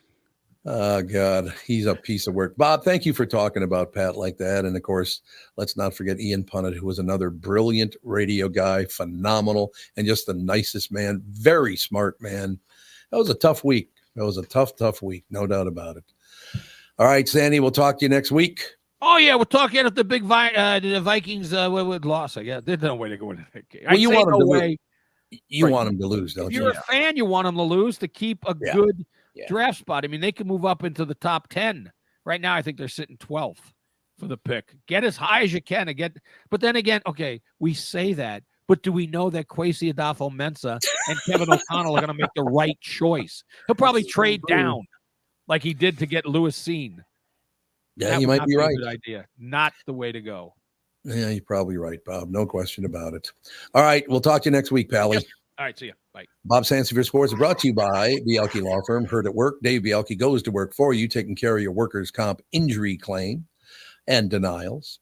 Call 763-571-2410 or go to bialkelaw.com. Tell them Bob and Tom sent you. Get it? Bob and Tom. Get it? Bob Sansevier. Anyway, we shall take a break. Be right back. Kick things off for the. We're almost at the second half of the show. We only got 15 minutes before the second half starts. Dang. What do you think of that action? Love it. Huh? We shall be right back. This is the Tom Barnard Show. Listen live at tombernardshow.com or on the Tom Barnard Show app. You need to know a guy for your auto repairs, legal issues, banking, and more. The same goes for investment advice. You need a guy to help you be successful, someone you can trust who gets results. Well, I got a guy for you, Josh Arnold. Josh gives you straight talk, not sugar-coated advice about your financial situation. Josh has seen it all when it comes to economic and market conditions, and Josh can make sure that your retirement objectives match your investments. Do yourself a favor and call Josh now for a no-obligation, 48-minute evaluation. You've got nothing to lose, and you'll get a different point of view for your investments. Call Josh at 952-925-5608. That is 952-925-5608. You'll be glad that you did. And tell him his guy, Tom, sent you. Investment services offered by Josh Arnold Investment Consultant, LLC, a security investment advisor. Past performance is no guarantee of future results. All investments involve risk. All comments and opinions are Josh Arnold's and do not constitute investment advice. Tom Barnard is a paid endorser. Why should your business bank with North American Banking Company? Here's Landon and Gavin Miller of D&B Plating. I've always been impressed with their speed of answers to our questions, and that has allowed us to expand and capitalize on opportunities in the market. North American Banking Company has never made us feel like a number. They've always treated us as a partner. For more information about North American Banking Company, go to nabankco.com or stop by any one of their Twin Cities locations. Member FDIC, equal housing lender. You have all helped support MyPillow and their employees in these tough economic times. Mike Lindell knows this and continues to give back to listeners with great deals on his most popular products. Right now, you can save 50% on Queen and King pillows and the original My Slippers, and the MyPillow 6-pack bath towel sets are back in stock. The proprietary technology makes them extremely absorbent, yet still provides that soft feel you look for in a towel. Set comes with 2 bath towels, 2 hand towels, and 2 washcloths. Regular price is $79.98, and for a limited time, you can get this 6-pack towel set for only $39.99 with promo code TOM. That's a 50% savings. So go to MyPillow.com, use promo code TOM to save 50% on the MyPillow 6-pack towel sets. That is just $39.99 for a set. This deal will not last long. Enter promo code TOM for this special and many more. The Tom Barnard Show is proud to have partners like North American Banking Company, Bradshaw & Bryant, and attorney and advertiser Dave Bielke. I've been advertising on Tom Barnard shows for years. I like Tom, not just because he's a good guy, but because the ads I run on his show bring me new clients that are hurt at work and need legal help. Tommy B works for me. If you'd like to find out more about growing your business with the Tom Barnard Show, go to TomBarnardShow.com, keyword partner. Don't tell me how to do it. That's all I have to say to you. I just got a text message from somebody, a secret special guest that's going to call in. So keep your eye on the phones, because he heard us talking about this situation. Look, whenever you lose a very, very close friend, and especially 2 of them in the same week, it does have a huge impact on you.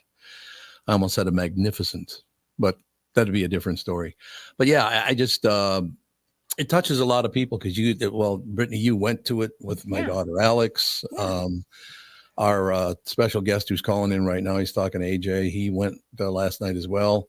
It's just one of those things. We literally, at least on this show, I like to celebrate life. So when a friend dies, you be sad for a couple of weeks. Then you realize it's time to tell people why you like them or love them so much, right? Yeah, absolutely. I think you everybody. have your special guest on the phone whenever you want to bring him on. Okay. But I should be very, very clear. I loved Pat, but I'm not wild about this guy. I just like you guys to know that. Here's Doug Sprinthal. Thanks for that great introduction. And I apologize in advance to the listeners to have to listen to Sandy and me back to back. Yeah, there you go. So you went to the gathering last night? I did. Because Pat, he was just a top shelf salesperson, and as somebody that's in sales, I really appreciate that about him. And we would often talk strategy. I don't want to. I guess I can tell this story. He was worried at one point about zero res. Oh yeah. The toughest thing in advertising, as you guys know, is attribution. Because as customers, we expect that we spend $500 on 2 ads, and the customers are going to storm the Bastille, right? It doesn't work that way. It takes time to build up customer trust. And Pat called one night and goes, God, I don't know what I'm going to do. And I says, Pat, you know what to do. Get the owner on the ads. He will, if he's half decent on the radio, people will respond to that. All his friends will call him up and say, hey, I heard you on the ad. It was great. And right. And he goes, no, that's not a bad idea. So we had a really interesting relationship. And what I learned when he passed is that I'm not special, because Christmas Eve, our family gets together and exchanges presents. And my oldest stepson, who's 25 or 26, gave me Van Halen's first record. Oh, the actual album. And in the thing, in the card, was a copy of the ticket of when I took him and my other son, Wesley, to see their first rock concert at the X. It was Van Halen and Casey and the Sunshine Band 12 or 13 years ago. And Pat gave me the tickets to the suite. He called one day. And so Christmas Day, I texted a picture of the ticket to Pat. I said, hey, gift that keeps on giving. I got a free record out of it. You feel free to borrow it whenever you want. So we had a nice text exchange. And then you called me the next day and just broke my heart that he had passed. Social media lights up. And apparently, from what I can tell, Pat spent all Christmas Day texting almost every resident of the 7-county mosquito control district. That's all he did. He did. I realized he wasn't special, but Pat had that way of making you feel special. And I heard that Sandy was there, and a lot of people showed up. I think I left about 5:30 or so, 5:45. Right. We got that talk to Ray Eric, and Mordall was there. Lastman and I have been talking back and forth. Some of the Hubbard folks were there. Bernie Lauer, of course, John McGonigal. Saw my good friend Jay Marie Feger, and I think you mentioned Pete and Francie Frisch. They're just wonderful. Yeah. Paul Vick showed up, and I talked to your crazy nephew for quite a while, Mr. Sean, and he's doing really well. I haven't talked to him in probably 8 or 9 years, but it was everybody telling very similar stories. And I don't remember who told me this, but Pat, as you said, could come over the top a little too much. No. At some point going, hey, Pat, I got Paul Walzer or the Pope on line 2. I got to go. Right. Apparently, when he did the show with Dave Ryan, Dave and he had a code word. It was like a safe word. And I don't remember what it was, but when Dave would get smothered, he'd go, Pat, Afghanistan. And Pat would go, oh, okay, I'm sorry. Ooh, I'm going to use that from now on.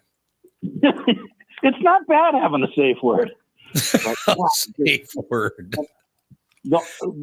Other than the cool stories and seeing all these people that I hadn't seen much in a long time, the happiest thing was how well all 4 of his kids were handling it, even Junior. I mean, that's what I hear. Yep.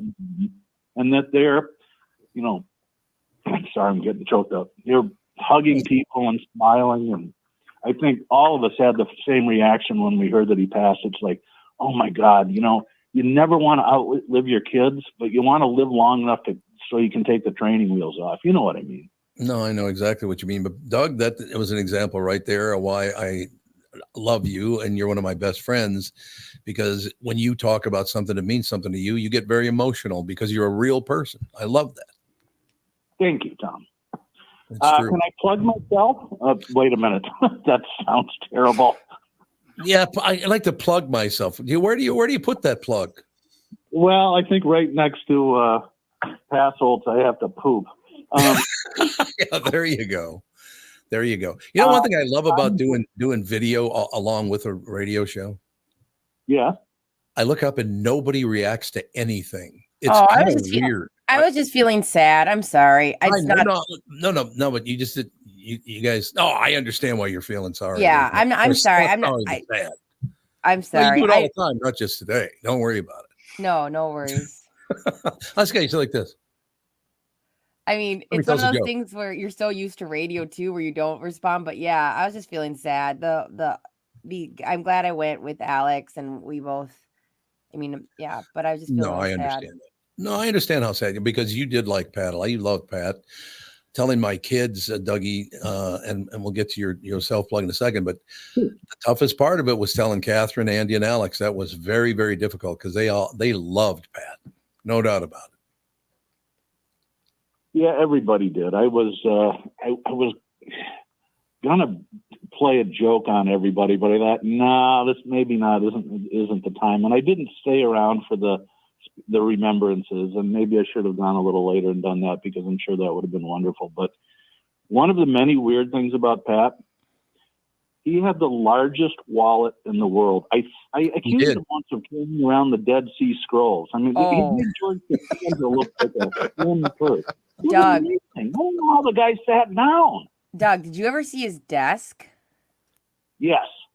Because his desk was something that could have been, I mean, it looked like a person had to run out during a fire alarm, but also had to find every form at all times, always. His desk, I've never seen anything like that in my life. It was crazy. Yep. God, we already do miss him. All right, now you got to plug yourself, pal. So, yeah, thank you. Tom, we talked last night, and he goes, hey, and Nick Sterling has been calling, who's become a pretty good friend of mine. He has a deal called the 30-Day Foundation, and it's a charity set up for local people, and it's really kind of cool. It doesn't give out a ton of dough, but the idea is to give money where it's most needed early on to families that are starting to slide through crises and so on and so forth. The idea is it's better to spend a little money early rather than a lot later. Well, he's setting up this big fundraiser, and he wanted to come in and talk about that. And so I got a hold of Tom, and we're going to do it. We'll call it Car Selling Secrets, but I really think we're going to talk about the Vikings, local music, and charity. So that's more exciting than cars anyway. So we'll be in a week from yesterday, next Thursday. We'll be in. What's really great about that is all those. How many years has it been since Mick's been coming in to do the show? About 3-4 years, something like that. Yeah, about that. Just And a great guy. I said, now, Mick, remember we're on Central Time, and he goes, "Oh, F, you remember that?" The first time I had him on, all the guests I ever had, there were two guys that showed up late. Mick thought that was in Eastern Time, so he showed up at the very end. And then another musician friend of mine, Jim Stairs, who I found out had been a cab driver when Gelfand and I drove cab. I said, "This would make a great show. Go up and we'll just tell cab driving stories." And it was really wonderful, except for Jim, the former cab driver, got lost and couldn't find the place. See, now you're talking. No question about it. Yeah, we'll be in there a little bit before 11 next Thursday. Looking forward to it. And I haven't seen Mick for a while. He's doing really, really well, booking a lot of gigs down at the Chart House. And I actually went down there to see the Peter Bourne Christmas show right before Christmas, and it was a blast. Oh, Peter does a great job with that stuff. There's no doubt about that. Peter's another guy I really like. He's a good man. They're good musicians, but they're great salespeople. I mean, talk about networking. They know everybody. It's amazing. I like it. All right, Pally. So we will talk to you in just 6 days. Yeah. Have a great weekend, everybody. It's nice to be on the air and share some remembrances of our friend Pat. Sounds good to me, ladies and gentlemen. All right, Dougie, thank you. And thank you, by the way, for showing your sensitive side, because I think all men should do that. Yeah, I cry too easily, I think. I cry during commercial sometimes, and my wife looks at me. She's an Irish Catholic and goes, "You're an effing moron." She's going off to college. You'll never see her again. Woo-hoo-hoo. Oh, you know what? We'll close with that, Doug, because you and I have that in common. Andy and Alex are 2 years apart, right? And they both decided Andy wanted to spend his junior and senior year at St. Thomas. Alex wanted to go to St. Catherine's. And Mom and Dad's name are Thomas and Catherine, which is kind of weird that they went to colleges with their parents' names. But I remember I was sitting around, they left to go move into their house over in St. Paul so they could go to St. Thomas and St. Catherine's. And I was kind of moping around the house. And Catherine goes, "What's the matter?" And I said, "What do you mean, what's the matter? Our kids moved away." She goes, "Yeah, all of 5 minutes away." But it doesn't matter if they're not in your house. I don't care if it's 5 minutes or half an hour, or if it's a plane flight. I hated it when the kids moved out of the house. I did. I just hated it. Cry me a river, pal. My daughter's in Korea. That's right. Your daughter's in Korea. All right, Dougie. Well, look, man, you're a great friend. You know, I love you dearly, and you're still alive, so I can say that to you face to face, or at least ear to ear, or mouth to ear. I love you too. I have for a long time. Have a great weekend, everybody. You too, Doug. Thank you. Right there's an example. I didn't know Doug before he got into the business, and Walzer came along, and he was, he would represent Walzer, and Paul Walzer is a very, very good friend of mine as well. Just a great guy. That was nice of Doug to call. He was listening, obviously, to us talking about this whole situation, and he wanted to call in because he did go for the early part. But I mean, he mentioned so many great people. Pete Frisch is another guy. Is there a better guy than Pete Frisch? No, and he said hi. He said, "Make sure you tell Tom hi." There was a bunch of people that, including Pat's brother Michael, was like, he was so sweet. He wanted Alex to make sure he told her that you said hi. And yeah. It is a great deal. There's no question about it. But, celebrating someone's life on a show like this, I think is a wonderful thing, because Pat, like I said, Pat could be the most annoying human being I have ever met in my entire life, but also, as Dougie pointed out, very generous. He always had an open wallet for people that needed help. And I loved that about Pat Eberts. And he just was a great friend, and he actually did give a shit. And that was the big part that I just loved about him. He gave a shit about everything. And I still have this weird feeling that if my phone lights up while I'm on the show, literally nobody texts me because they know my hours. but Pat would send messages during the show, and it usually applied to the show because he was listening. And like the last text I have from him is so Pat. Yeah. Like, it makes me so happy. The Friday, because he sent me the Christmas one, but he sent it to me. But on Friday, December 22nd, the actor for Reacher is from Grand Forks, North Dakota. What? Because we were talking about Reacher, and he just had to tell me the actor from Reacher is from Grand Forks, North Dakota. Yeah. Oh, he does. He knew all that stuff. He absolutely did. What's that guy's name? That guy. Did you see that guy with his shirt off? Yeah, he's insane. Alan Richmond, I think his name is. What is it? Alan Richmond. Oh, is it?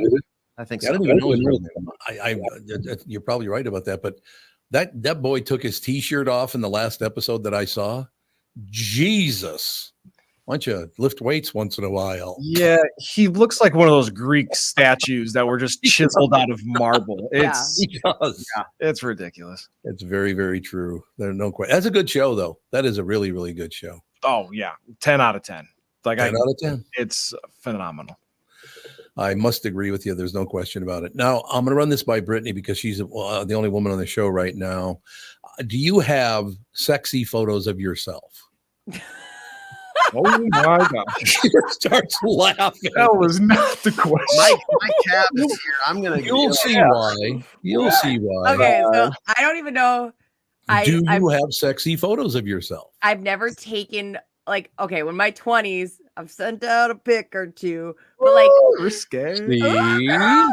But I don't have them and I don't keep them, and I don't think I've been at least 10 years have I ever taken any photo where I think I look quote unquote sexy. Sexy. No. Okay. Well, good. See, now you were very honest about that. Yeah.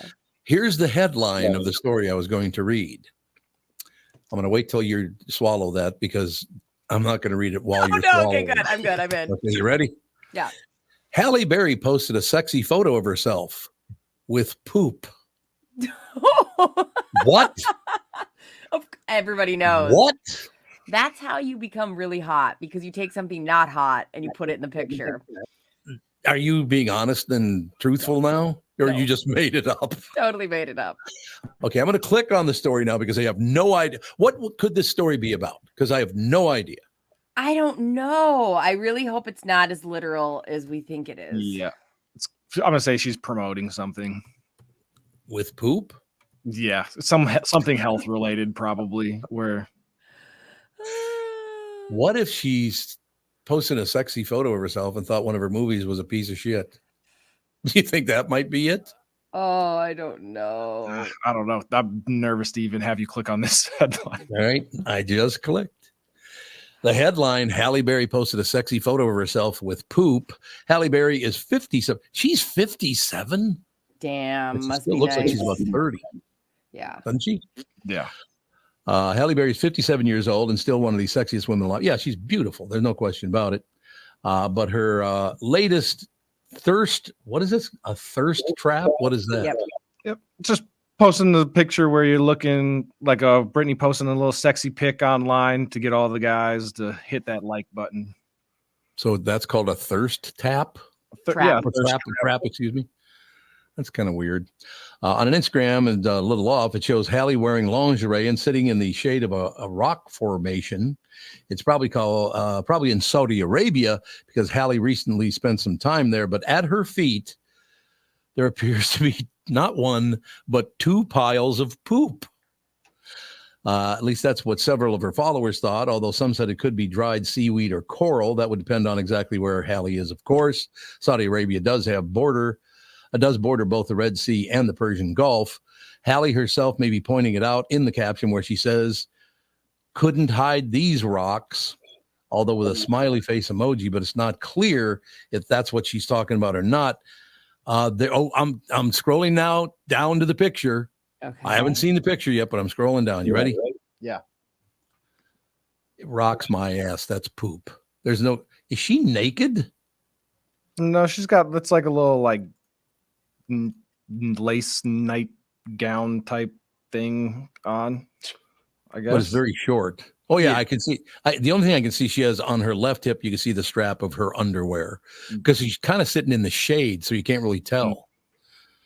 But you're looking at it. Those aren't rocks.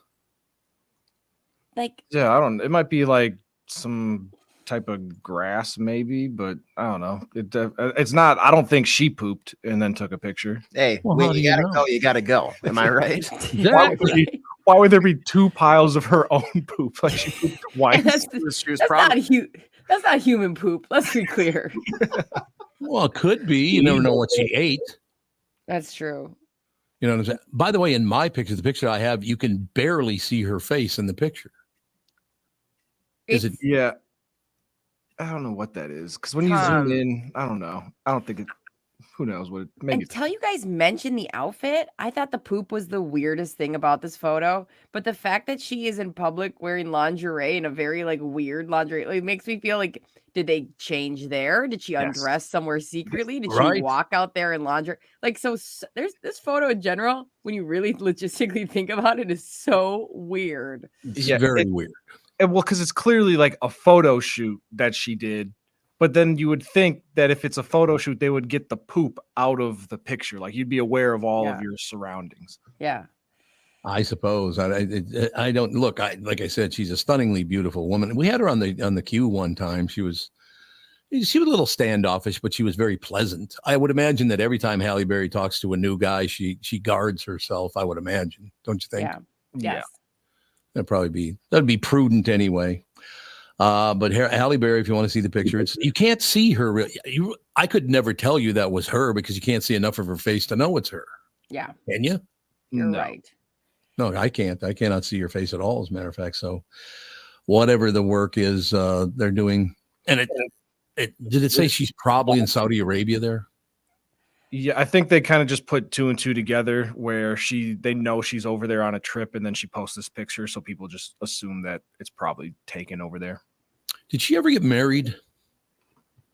I feel like she was married at one point, but I'd never like have known her to be like, her brand is always kind of just available, like that she's available, single and good looking. Yeah, she was married to David Justice, the baseball player from 93 to 97.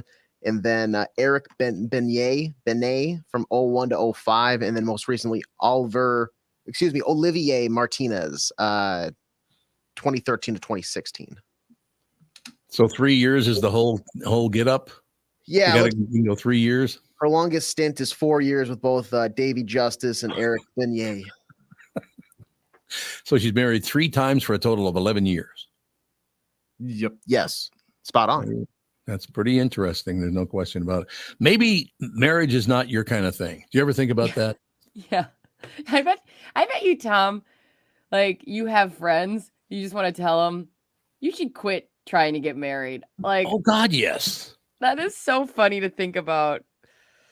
Like, somebody who's been married 4 or 5 times, like, you're not good at this. Yeah. You're not going to find the one. Just stop. Just let it go. It's interesting because I don't know about that kind of thing because I don't go to funerals or weddings. I don't know why it is. I just don't go to funerals or weddings. It's not my kind of deal. Does that make sense? You went to mine. I did go to yours. Oh, your funeral? Yes, I went to Brittany's funeral. Thank you for clarifying. It was unbelievable.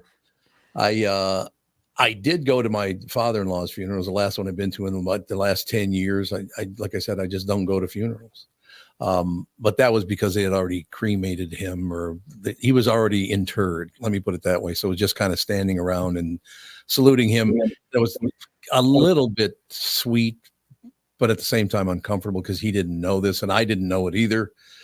Don, of course, won. I think he won every medal there was to win except for the big one. What's that one again? The Congressional Medal of Honor.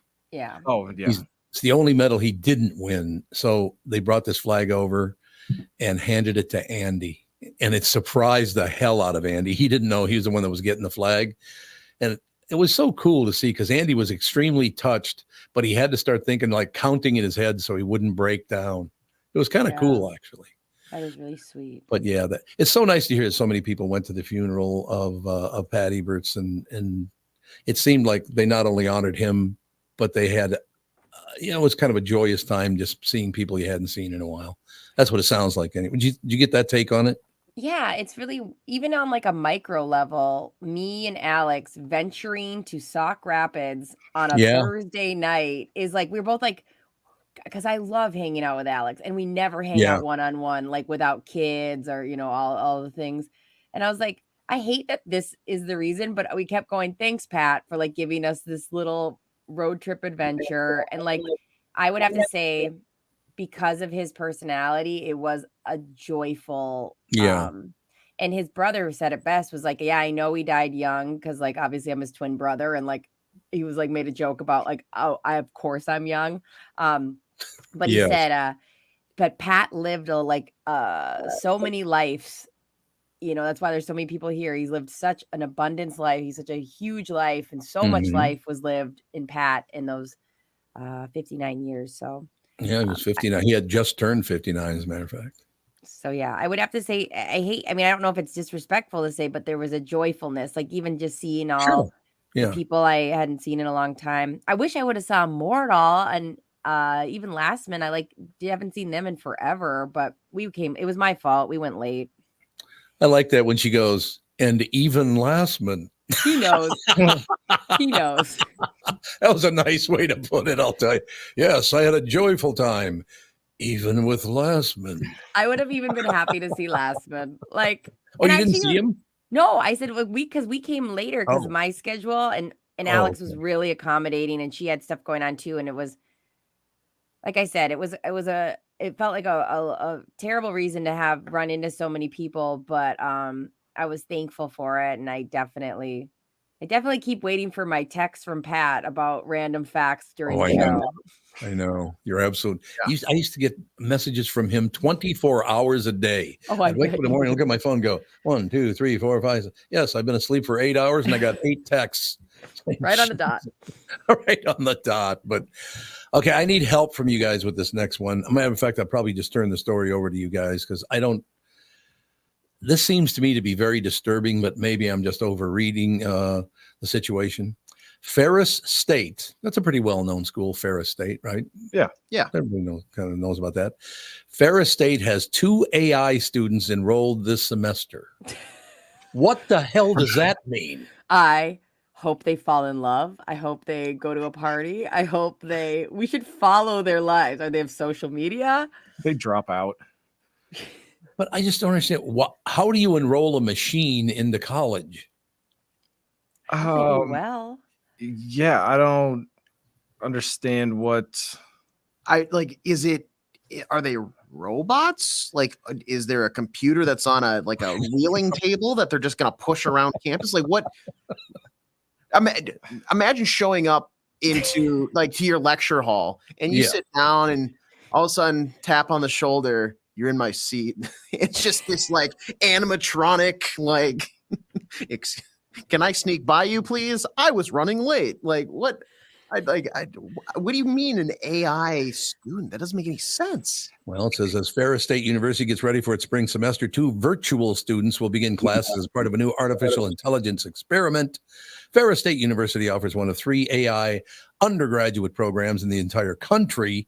We are leaders in the artificial intelligence era, and why not put us to the test, said Dr. Casey Thompson, Special Assistant to the President for Innovation and Entrepreneurship at Ferris State. Their latest test is the development of 2 virtual students named Anne and Fry. The AI students who do not currently have physical forms will enroll as fresh. So this is all on the computer? I'm confused because artificial intelligence essentially is Siri, right?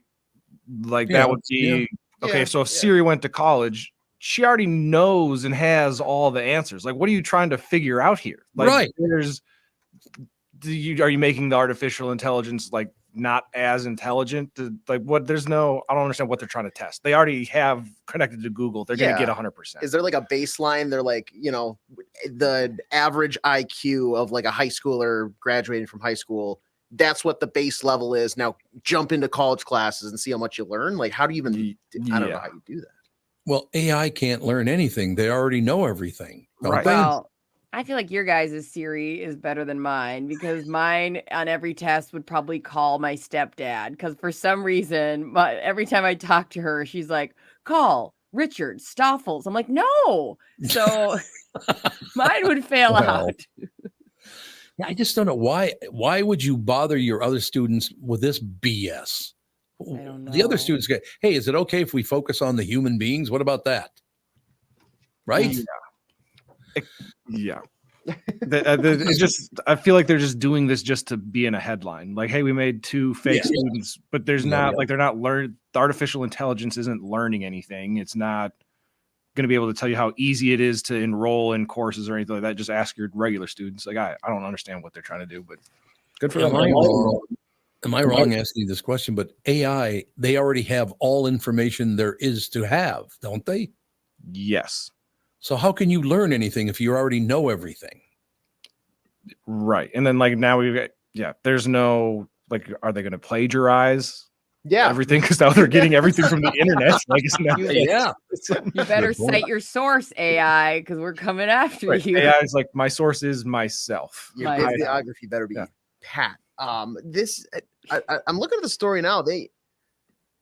It's just a digital. They don't have physical forms. No.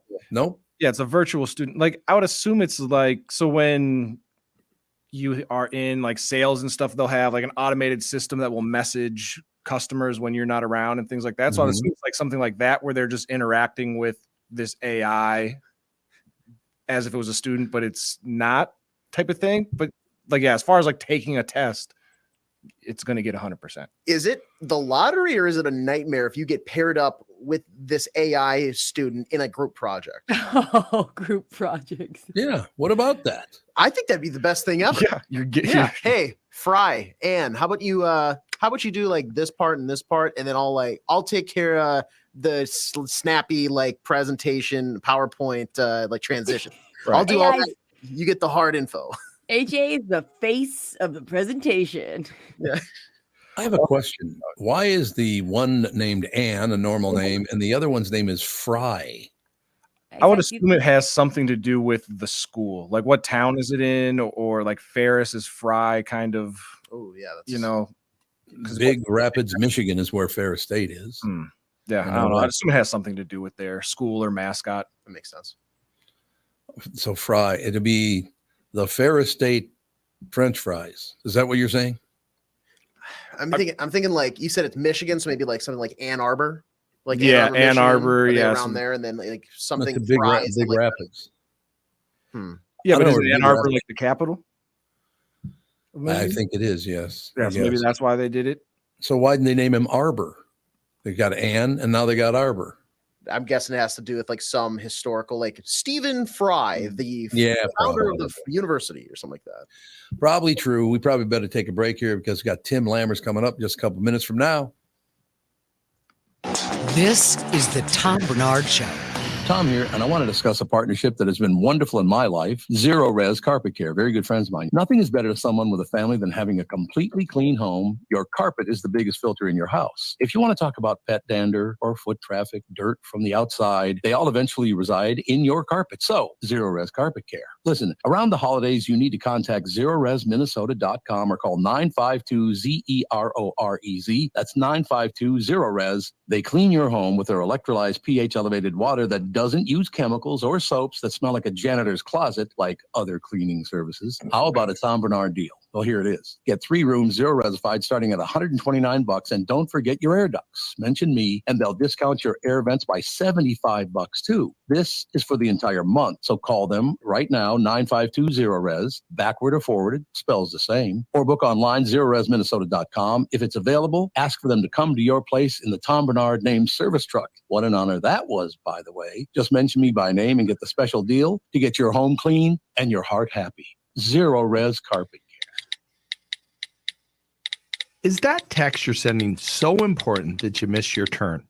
Is that text you're sending so important that you ran the red light? Is that text you're sending so important you didn't see the ball coming onto the road or the child that followed? Hi, I'm Mike Bryant from Bradshaw & Bryant.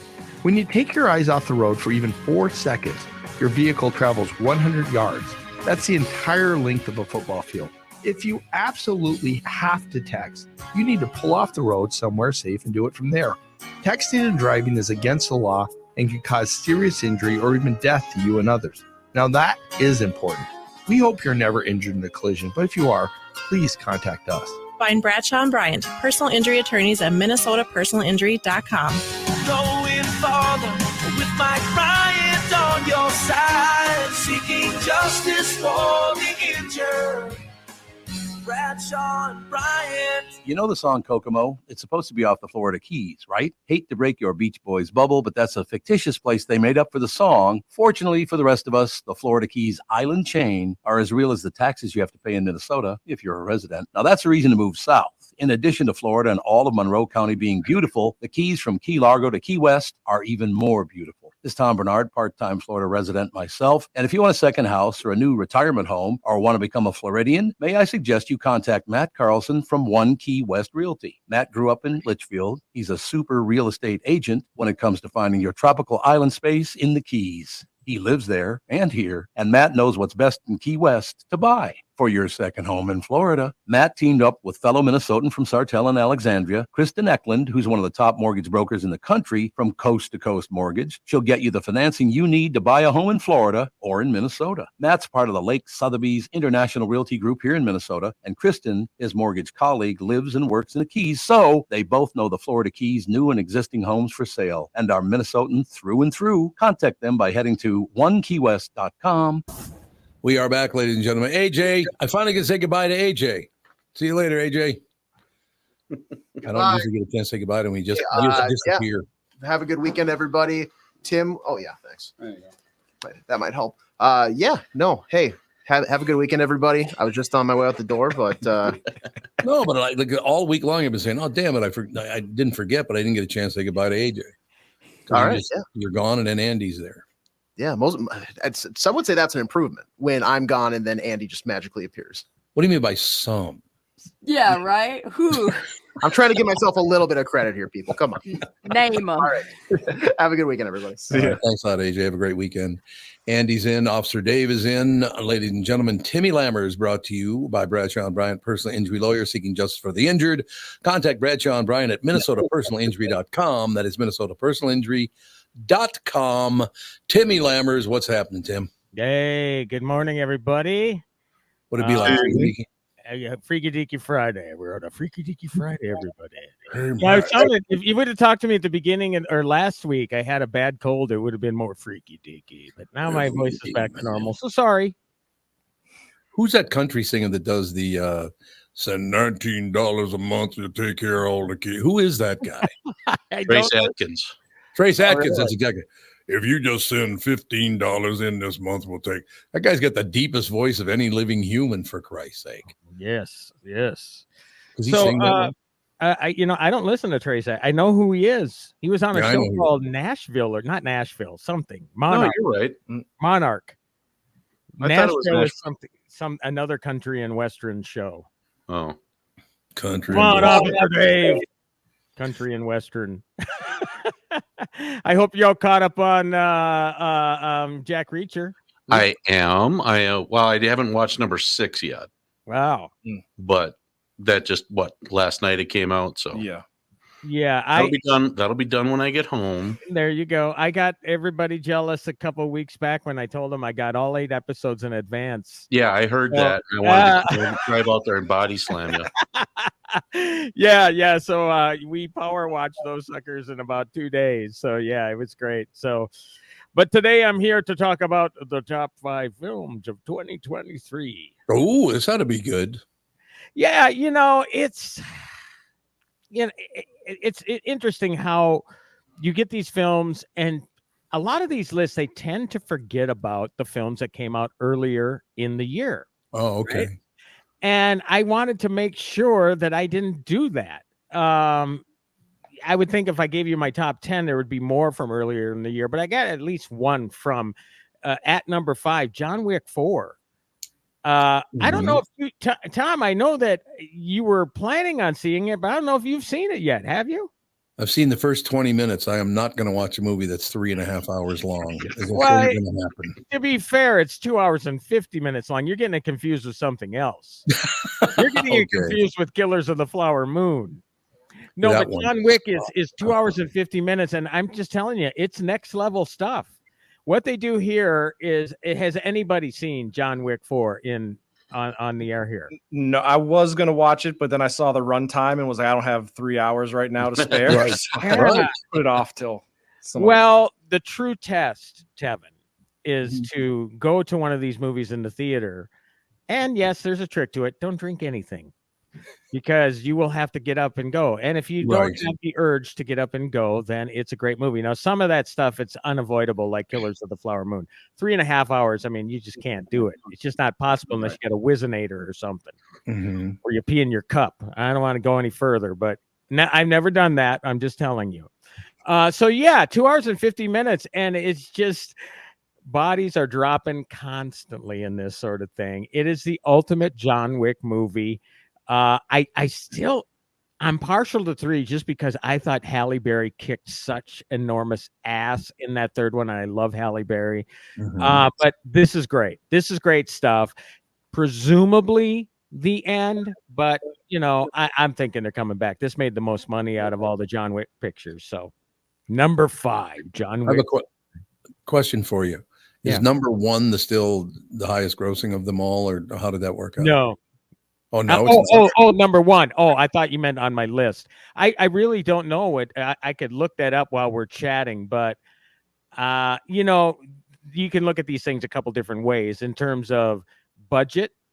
How much it cost to how much it made. I would imagine number 1's got to be the best business-wise money maker, because again, gross. No, it's every movie made more than the previous one by quite a bit, actually. Really? Chapter 2 more than doubled 1, and 3 almost doubled 2. 4 only went 16 million above 3, but I mean, it's still quite a bit of money. The question is, how much did bigger a each budget one cost to make? Yeah. Let's see, John Wick 1. Let's just compare 1 and 4, the budgets. I have a feeling it's going to be a bit different. John Wick 1, budget of 20 to 30. So if we assume 30, that means it drew 300% return on investment. Yeah. Chapter 4. No, Chapter 4 cost 100 million and drew 440, so 440% return on investment. So no, it's getting stronger as they keep releasing movies. So they're going to be doing this for the next 30 years. There is a movie called Ballerina coming out in 2024, starring Ana de Armas as the ballerina. Now you have to remember there are those Russian ballerinas, so this is tied into the John Wick universe, and it's a prequel movie. So Keanu will show up in that movie. We're getting a John Wick cinematic universe now. Yeah. You have to find all the Wick stones to make the Wick gauntlet. So I mean, they got to find a way to get him in there. I mean, obviously it's inspired by it, and it's a good move. But I mean, unless you see this movie, it's ambiguous. It's an ambiguous ending. I will say that much. So he may turn up again. He may not. I mean, Keanu might say, you know what? I'm tired of this. Is physically just kicking my ass. Yeah, because he is 60, I think, right? He's close. Yeah, he and I are about the same age, and I just turned 59. So he'll be 60 in September. Yep. So there you go. We'll find out. I mean, that's why Hugh Jackman supposedly retired from playing Wolverine because it was kicking his ass. Well, now he's coming back for Deadpool 3. So who knows what's going on? So money, baby. Number 4. This is a very complicated movie, but when a movie hangs with you for days, you know that it's a great movie. Oppenheimer. Tommy, you said you did see that one. I did see Oppenheimer, and most definitely it was way too long. Yeah, 3 hours. I mean, but you got to indulge the director when he directs you The Dark Knight and the trilogy. I mean, come on, they earn the clout to do whatever they want to do and make it however long they want to. And because of Barbenheimer, the hype, I think, really helped that movie. And it made close to $1 billion worldwide, which is amazing for a movie that's 3 hours long. So yeah, it's complicated, but it is a fascinating historical tale. But the cast is phenomenal. I mean, I think it's certainly one of the best things Robert Downey Jr. has ever done. And I certainly hope he's recognized. But Cillian Murphy, a guy that's been around forever, playing Oppenheimer. But there are just so many other people in this picture. It's just an amazing achievement. So number 4, Oppenheimer. Number 3, Tom, Killers of the Flower Moon. I know you turned it off. Ugh. It's terrible. You knew as soon as you saw Robert De Niro how it was going to end. The second he came on screen, it's like, well, oh, of so he's going to be course. the I mean, I don't think they hide the fact that all these honkies are bad people. With the exception of Jesse Plemons' character. Right. And I don't know if you even got that far in the movie to find out that Jesse Plemons is in it, Tom. Nope, I did not. I was like, this movie another is great actor, but it chronicles the murders on the Osage tribal nation in Oklahoma when the tribe discovered oil, and all of a sudden a bunch of white fellas started marrying these native women, and the native women started getting dead. And it's a true story, and it's based on a book, and watch it all the way through. I mean, treat it like a mini series then or something, spread it out over 3 nights. The weird thing is that because Apple and I think it was Paramount was a distribution partner, they spent $200 million on a picture, which it's impossible for any superhero movie to make that back these days. A smaller themed, I shouldn't say, it's not an epic, right? But it's a smaller film in terms of characters, et cetera, et cetera. It's taking forever to make its money back. So right now it's premium video on demand. I should note that Oppenheimer is premium, or it's just regular video on demand. John Wick, regular video on demand. So Killers of the Flower Moon, spread it out over 3 nights. And I think you'll like it a lot better, Tom. How about if I spread it over like 3 months? Never. Well, there you go. The thing is that you're going to hear so much about this movie, and maybe it's going to overhype it. Maybe I overhyped it. But I tell you what, again, I got up twice during this movie. I mentioned this before. One was because I wasn't going to sit there for 3.5, 4 hours waiting, with previews and all that without having something to eat. I had popcorn. I had pop. So I got it once for the pop, and the other time I got it was because Taylor Swift was banging on the walls the next theater over. It was too loud, so I went to complain. Right. So that's the only other reason I got up. So yeah, it's unavoidable, but it mostly passed the test for a long movie. It kept me interested the whole way through. So Killers of the Flower Moons, Martin Scorsese, De Niro, as badass as ever. Man, he is great in this. Mm-hmm. He is. I'm not so convinced about DiCaprio. I mean, yes, he's good. It's different than I think I've seen him before in a Scorsese movie. Now, number 2. I'm sorry, what was that? No, it's just we got an echo today, and I don't know why. I don't it hear keeps an echo. coming and going. Well, it comes and goes. It's annoying as hell. I Number don't think the listeners can hear it. No. It was weird. It's kind of like a yeah. Number exactly. 2 is a film that I guarantee nobody has seen, but it is available on rental, digital on demand, like a $4.99, $5.99, whatever. It's a South Korean movie called Past Lives. It's making all the top lists. It's being nominated. It's being called the best movie. It's a South Korean film, but again, subtitles don't bother me because I can't hear, and I've been watching stuff with subtitles for years. So a foreign film, no big deal.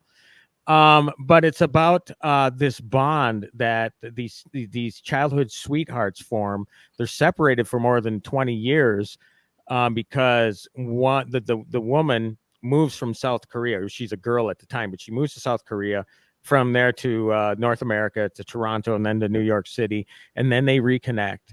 And it just shows you that unbreakable bond that people form when you have such of a close relationship at that sort of age.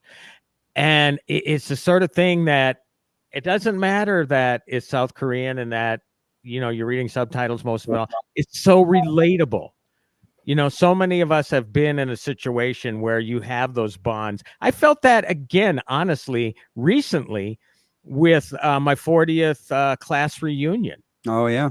Together with that. And it's just amazing how when you get together with these people, there's just such of a comfort level there that you just don't feel with anybody else. And so, yeah, it's that sort of movie. You can just feel it in your bones. And normally I try not to get too hoity-toity, and you know, it's an independent film, it's a foreign film, et cetera, et cetera. But man, did this movie strike me? It no big stars in it. John Magaro, you might have seen him before. I think he was in Lansky. He is about the only person that you would know. But yeah, it's an amazing movie, I'm telling you. And yeah, number 2, Past Lives. Number 1, probably not a big surprise. I've been talking about this movie for weeks. Tom, I know you've seen it. Tom, I know you loved it. It is The Holdovers. Paul Giamatti. Loved it. Might be the best thing he's ever done. I agree. It is such of a great movie because it's really ultimately about family, where 3 people form this makeshift family. They'd all have broken families or families lost. Mm-hmm. And it's streaming on Peacock for free if you want to see it. If you don't have that, you can rent it for really cheap. It might even be available on DVD or whatever. It takes place over the holidays, which I think really makes it extra special. Being that we're finally due to get snow here, maybe it'll feel like you can still watch it, right? But it's just, I don't know, man. There's something about this movie that really grabbed me. And it has everything. It's funny, you know, and it's poignant. Paul Giamatti, Divine Joy Randolph, they will be nominated. That's almost a sure thing. And I'm really hoping this Dominic Sessa, who plays this kid, the holdover at this prep school in New England, this boarding school, if he isn't nominated, that'd be crazy. So, he's phenomenal. Okay, I got to show you the newest member of the family quick before I go. So number 1 is The Holdovers. This is my son's. You see her? Oh my God. Puppy. Yeah, Patty just brought up the puppy. Her name is Finca. It's a golden retriever. Total furball, like a little Chewbacca. Oh. And we're watching her for a month because my son can't have her right now in his place, but he's moving in less than a month. So we get to babysit the puppy for a month. I got to tell you, the life has its coincidences. It's unbelievable. Holding up that dog last night, Catherine and I, she was in the bedroom and I was in the kitchen. I don't know, whatever. And Jude starts going berserk. I mean, barking and howling. And I walked into the other room. Dog that looked just like that was on television. The universe does work in strange ways, doesn't it? He did not like that dog being in his house. I'll tell you that. Oh, believe me, if you got that dog in your house, he would be so damn jealous. Because I actually, my Basset Hound, Vaughn, he's just such of a lover boy. He just loves all creatures, right? We got the new cat. I mean, he was instantly friends. But the other one, the Pier, she doesn't want anything to do with her. You know, Sure. She feels the hurt, like she's being abandoned. So I'm trying to just take her aside and say, you know, everything's okay. She's only going to be here a month. So, but it's going to be hard to let her go after a month because I understand that. Brittany, what is that over your left shoulder? It's a cat. Oh yeah, that's my cat. Well, I know it's a cat, but that is the tail. That's hilarious. You could just see this tail hanging down. I couldn't see the rest of the cat. But it didn't move. He's been trying to get in this closet the whole show, and I finally let him in so he can go on his little perch. So I have a question for you. You think, see, we could not have lived life without cats and dogs, and we had horses at one time and all the rest of it. Boy, is everybody into the animals now? Because it seems like they are. They bring you such joy, Mm-hmm. you know, and again, talk about the most, they're non-judgmental creatures. I don't care who you are. Yeah. As long as you treat them with love and kindness, you will get that in return. I mean, and some people don't, and they still get that in return. And that sucks because that's how great of creatures they are. So yeah. And I grew up too, you know, on a farm, obviously, piglets, cows, a horse, I mean, everything. Right. So yeah, I love all of them. So yeah, it's great to have right now 3 dogs. 2 cats, and a bearded dragon in the household. So the cat next to Brittany's going like this. Yep. It's a paw. Yeah, and that whole standoffish thing that the cats give you is pretty funny. So I have to go. One last thing. One last thing. Oh, there I go. Got the echo. God bless our friend Pat. I have to mention that we talked at Link on Tuesday. Went to his service last night in Sauk Rapids. Saw Sprinthal. Met Bernie Lauer, because I know Tom, you talked about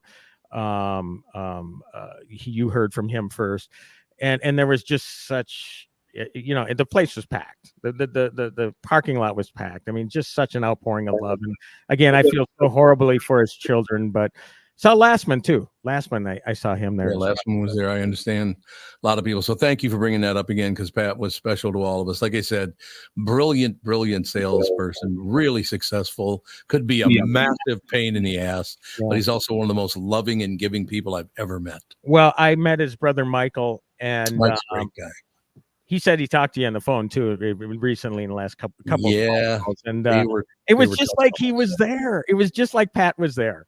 I introduced myself to Michael, and Michael said, "So, well, who is this lovely? Is this your wife?"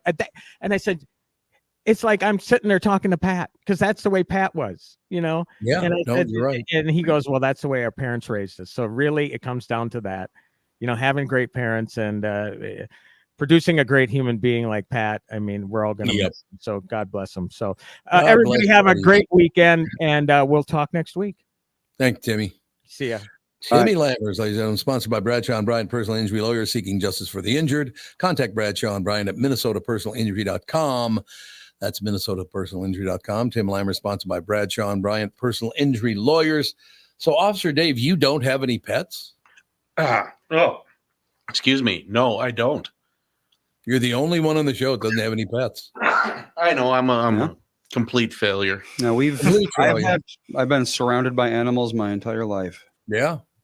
No, it's one of those things. We never had them when the kids were growing up because we were gone all day.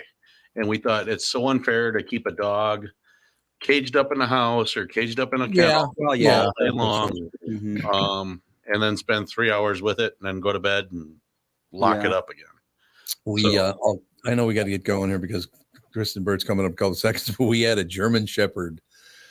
We lived on 26th Avenue North in North Minneapolis, and we're looking out. It was a fenced-in yard, so we'd let the dog out once in a while, but he was a watchdog. He was trained to be, suspicious of other people and all that. And I'm looking out, and this kid comes by, and he is probably about 13, 14 years old. And he decided, because he was on the other side of the fence, that he would tease our dog. Not a good plan, because I headed to the door. As I'm going out the door, the dog jumps over the fence, grabs the kid, and drags him over the fence into our yard. I was like, holy Christ. Kid, it's a good thing I saw this happening, because he was going to shred you. I'll never. How the dog, just had a big mouthful of his clothing and had so much power, he dragged him over the fence. German Shepherds are strong dogs. Oh, my God. I'll never forget it. That's like when they put I'm sure, Officer Dave, you've seen where they have like the fat suit for the training the German Shepherds. And I remember they put Marshawn Lynch, an NFL running back, in one of those suits, and the dog just takes him out. I'm like, don't mess with the German Shepherds. It is crazy how strong they for example, it's kind of a meme at this point, but chimps, like you look at them and they look like frail old men who can barely lift their own heads, but they're twice as strong as any human. And it's it's just so weird. They don't look strong. No. And humans, to get really strong, their muscles get like gigantic, but animals don't get that way. They just get stronger and stronger. Yeah. Without ever getting that huge look. Yeah. Like that chimp. Did you ever watch the Chimp Empire documentary on Netflix? Yeah. That was. Oh God, they can be brutal animals. And rude and a little bit clicky. Well, yes. They are. Oh, they are very clicky. They're very clicky. Yeah. They're like people. Yeah. Ladies and gentlemen, we're going to take a quick break here. Be right back. Kristyn Burtt will join us right after this. This is the Tom Barnard Show, Listen live on the Tom Barnard Show app or at tombernardshow.com. Hello, I'm Brad Huckle, President and Chief Lending Officer at North American Banking Company. And I'm Michael Bilski, CEO at North American Banking Company. As a locally owned and operated community bank, we work with many multi-generational businesses. Take personal care dentistry of Roseville, for example. Dr. Walter Hunt, also known as Painless to me, has been a longtime customer of the bank since we opened the bank in 1998. When his son Kyle was ready to join the practice, they wanted to expand quickly. With their additional space and equipment, they now are able to see more patients each day while providing the same level of care and service. Okay, guys, I'll take it from here. If you run a family business or any kind of business for that matter, you should be banking with Brad and Mike over at North American Banking Company. Every time I deal with them or their team, I know I'm working with experienced professional bankers. So why not bank with my banker? North American Banking Company, a better banking experience, member FDIC, equal housing lender. This is Bob Sansevier, and I want to tell you about Dave Bialke from Bialke Law. Dave represented my wife, Mary, when she had a significant workplace injury. She was very happy with the job Dave did. If you have a work-related injury and have Dave represent you, I'm betting you'll be happy too. Dave is a down-to-earth guy. He grew up in northern Minnesota, rides a Harley, and worked various jobs doing concrete, electrical, plumbing, roofing, and carpentry work. Dave works for people with work-related injuries. If you work construction, or anywhere for that matter, and you're hurt or even just hurting, you should talk to Dave. Let's face it, our bodies wear out. If your body is worn out from work, if your knees or back or shoulders hurt from things you do at work, do what Mary did. Call Dave and talk to him about it at Bialke Law to set up a free initial consultation. The number to call is 763-571-2410. That's 763-571-2410. Or visit bialkelaw.com. That's BIALKE law.com. You need to know a guy for your auto repairs, legal issues, banking, and more. The same goes for investment advice. You need a guy to help you be successful, someone you can trust who gets results. Well, I got a guy for you, Josh Arnold. Josh gives you straight talk, not sugar-coated advice about your financial situation.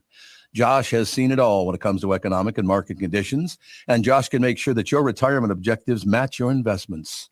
Do yourself a favor and call Josh now for a no-obligation 48-minute evaluation.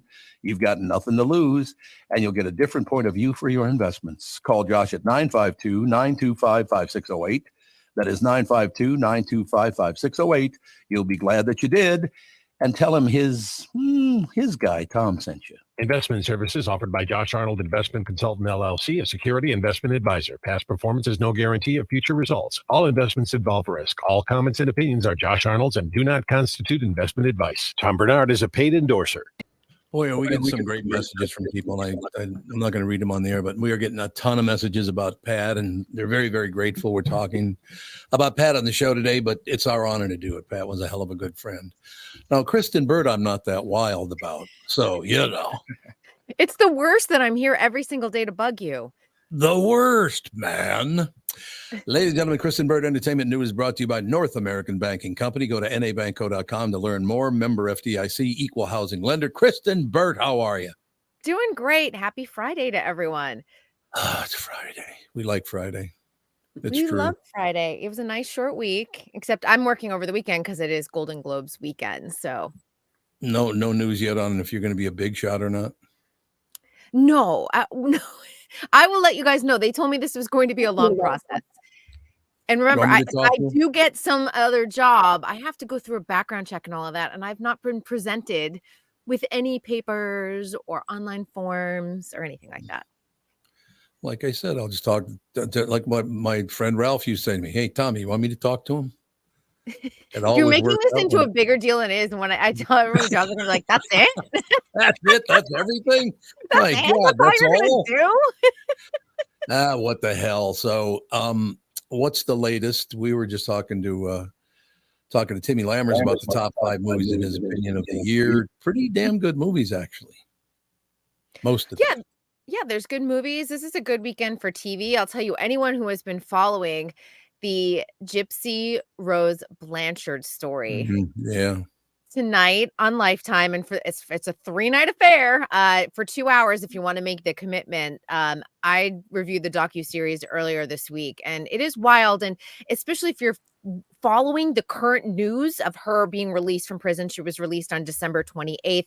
And then you get to kind of like roll it back and see what those 18 months sort of leading up to her parole hearing and getting married behind bars, the concerns of her family that actually does care about her, not the mother, Dee Dee Blanchard, who, had Munchausen by proxy. Such a fascinating story, lots of red flags raised, and so many people saying to Gypsy, like, I am so sorry I failed you, because adult after adult after adult failed her along her entire journey. It's unbelievable. We'll have to give it a whirl. Gypsy. So kind of interesting you'd name your daughter Gypsy Rose, or did she take that on herself? Nope, that was her name at birth. Her mother was quite a character. I mean, it's definitely one of those where you can even see Gypsy so conflicted, because she's like, my mother was my best friend. And at the same time, her mother was inflicting horrific abuse on her, really showing the Stockholm syndrome that she suffered, in addition to her mother having Munchausen by proxy. That makes sense. But why would you name your daughter after a stripper? Gypsy Rose Lee was a very fair. Didn't we look this up and she wasn't named after the stripper? Yeah, I think Andy, I think you looked it up. Yeah, it was something like, I don't know. She just watched Aladdin or something like that. It was some dumb reason. Yeah, it wasn't. Aladdin. Yeah. See if I can find it. Just listen to Cinderella, My Gypsy Road, Take Me Home. Yeah. In the 80s. There you go. I found some Reddit thing that says, I believe it's because they like the name Gypsy, and the rose part comes from Guns N' Roses. Oh, that's I wasn't far off. No, you really weren't. Yeah. And her dad is really interesting because he obviously cares very much, and her now stepmother, Kristyn Blanchard.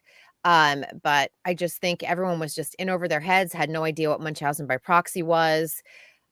Doctors, nurses, they are all speaking on record and saying how that they failed to recognize the signs of this. So, oh, really? Yeah. And then also we get to really get a good look at her now husband and how she rushes from relationship to relationship. Like, I literally was like screaming at the screen, like, slow down, don't do this, like, get engaged, go for that, but at least have a year outside of prison walls before you get married and see what your life is like, because she's become an internet sensation and he's a school teacher from Louisiana.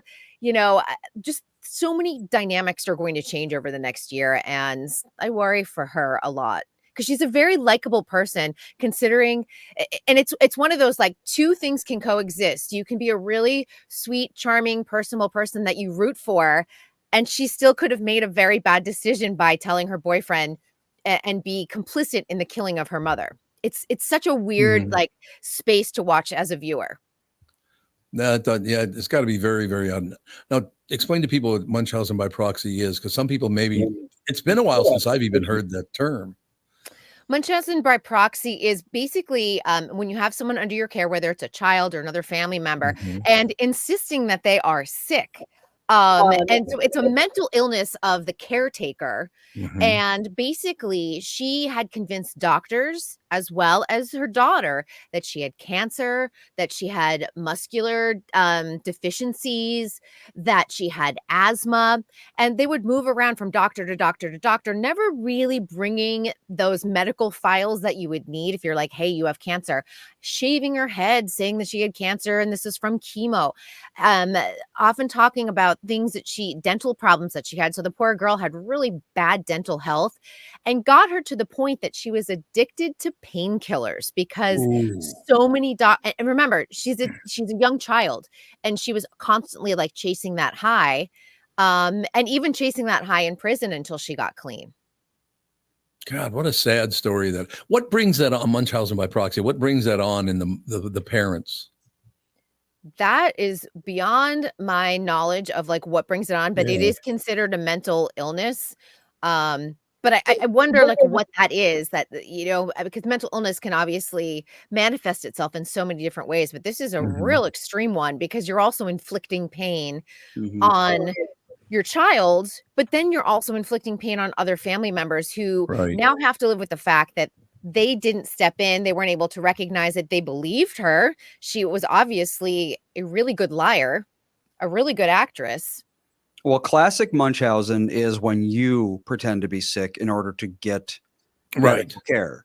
Right. And that is it's about being taken care of. It's about getting attention. You know, it's about feeling special, that sort of thing. Because a lot of people with Munchausen, they'll have a very strong social media presence, always posting about the latest ailment they have and how strong they have to be to get over it. And, you know, the doctors say that I'm going to die next week, but I'm going to fight. And they get a whole lot of attention and support from social media. And even though it's all fake, it counts to them. And Munchausen by proxy is basically just an extension of that, where they're not willing to go as far as fake illnesses. So instead they fake or often induce illnesses in others in order to get that same attention. Oh, there you go. And they were they got a house from Habitat for Humanity. They obviously did lots of Make-A-Wish type of situations, which again is taking away money and resources for kids who really do deserve those trips to Disney World or those funds towards that dream vacation. And again, taking away a home from someone at Habitat for Humanity is like, I mean, it's mind-blowing when you think about it. But if anyone watches it, and let me know, because I want to hear your thoughts on her husband, Ryan Scott Anderson, because I was like waving those red flags. I like that. You got the motion, you got the whole deal down. Oh, it was like going, I mean, my whole living room, I was like, there were red flags popping up left and right when I was watching him pop on the screen. And the next year, and they leave this story very open, and I feel like Lifetime is probably going to give them their own reality series, given the amount of attention Gypsy's receiving from the media and the fact that she's become kind of an internet sensation right now. So I would not be surprised if we see a Gypsy Ryan reality show. Gypsy Rose Ryan. Gypsy Rose. Well, yeah, she'd be Anderson. So she's Gypsy Rose Blanchard Anderson. Yeah, he's Ryan Scott Anderson. Works for me. So what else is happening in Hollywood? We just went down with Timmy the top 5 movies in his opinion. Some of them sounded some of them were good. I saw a few of them. I couldn't get any deeper into that horrible De Niro, whatever that oil movie was. Oh God, that movie sucked. Our billboards all around Hollywood are like a masterpiece, because right now we're in the middle of award show season. So they're trying to, because there's voters live all over the place, SAG voters and obviously Oscar voters. And I just was driving yesterday and I'm like, I just saw that for De Niro's performance and like, it's a masterpiece. And I'm like, it's a long movie to slog through, to be honest. Plus the fact he did the exact same thing he always does. There's comedy Robert De Niro and there's drama Robert De Niro, and that's it. If you want to see classic Robert De Niro, I mean, Raging Bull, Taxi Driver, those are the movies to go back and watch. I understand, because I've never even talked to him, but I understand he's one of the biggest pricks you'd ever meet. I haven't interviewed him, but he is very challenging to interview. Will give you those very short one-word responses. And God forbid you don't give him an open-ended question. If you give him a yes or no closed question, you're in so much trouble, because that question ended in a split second and you have nowhere else to go. You backed yourself in a corner. So great, because Brad Blanks has an entire list of the times he's interviewed. He's interviewed him. And of the, I think 20 times he's interviewed him, there are a total of 27 words. In 20 interviews. Huh? Yeah. What? He compiles them all together, and I think it's 15 seconds. It's amazing. That is on brand. Like, that's what's crazy about it. That is completely on brand. And actually it doesn't blow my mind at all, because I'm like, yep, that is what you hear all the time. When he has to do a press junket, it is like, it's like you're telling him, you have to go to the dentist. We're pulling all your teeth and we're not giving you any sort of anesthesia.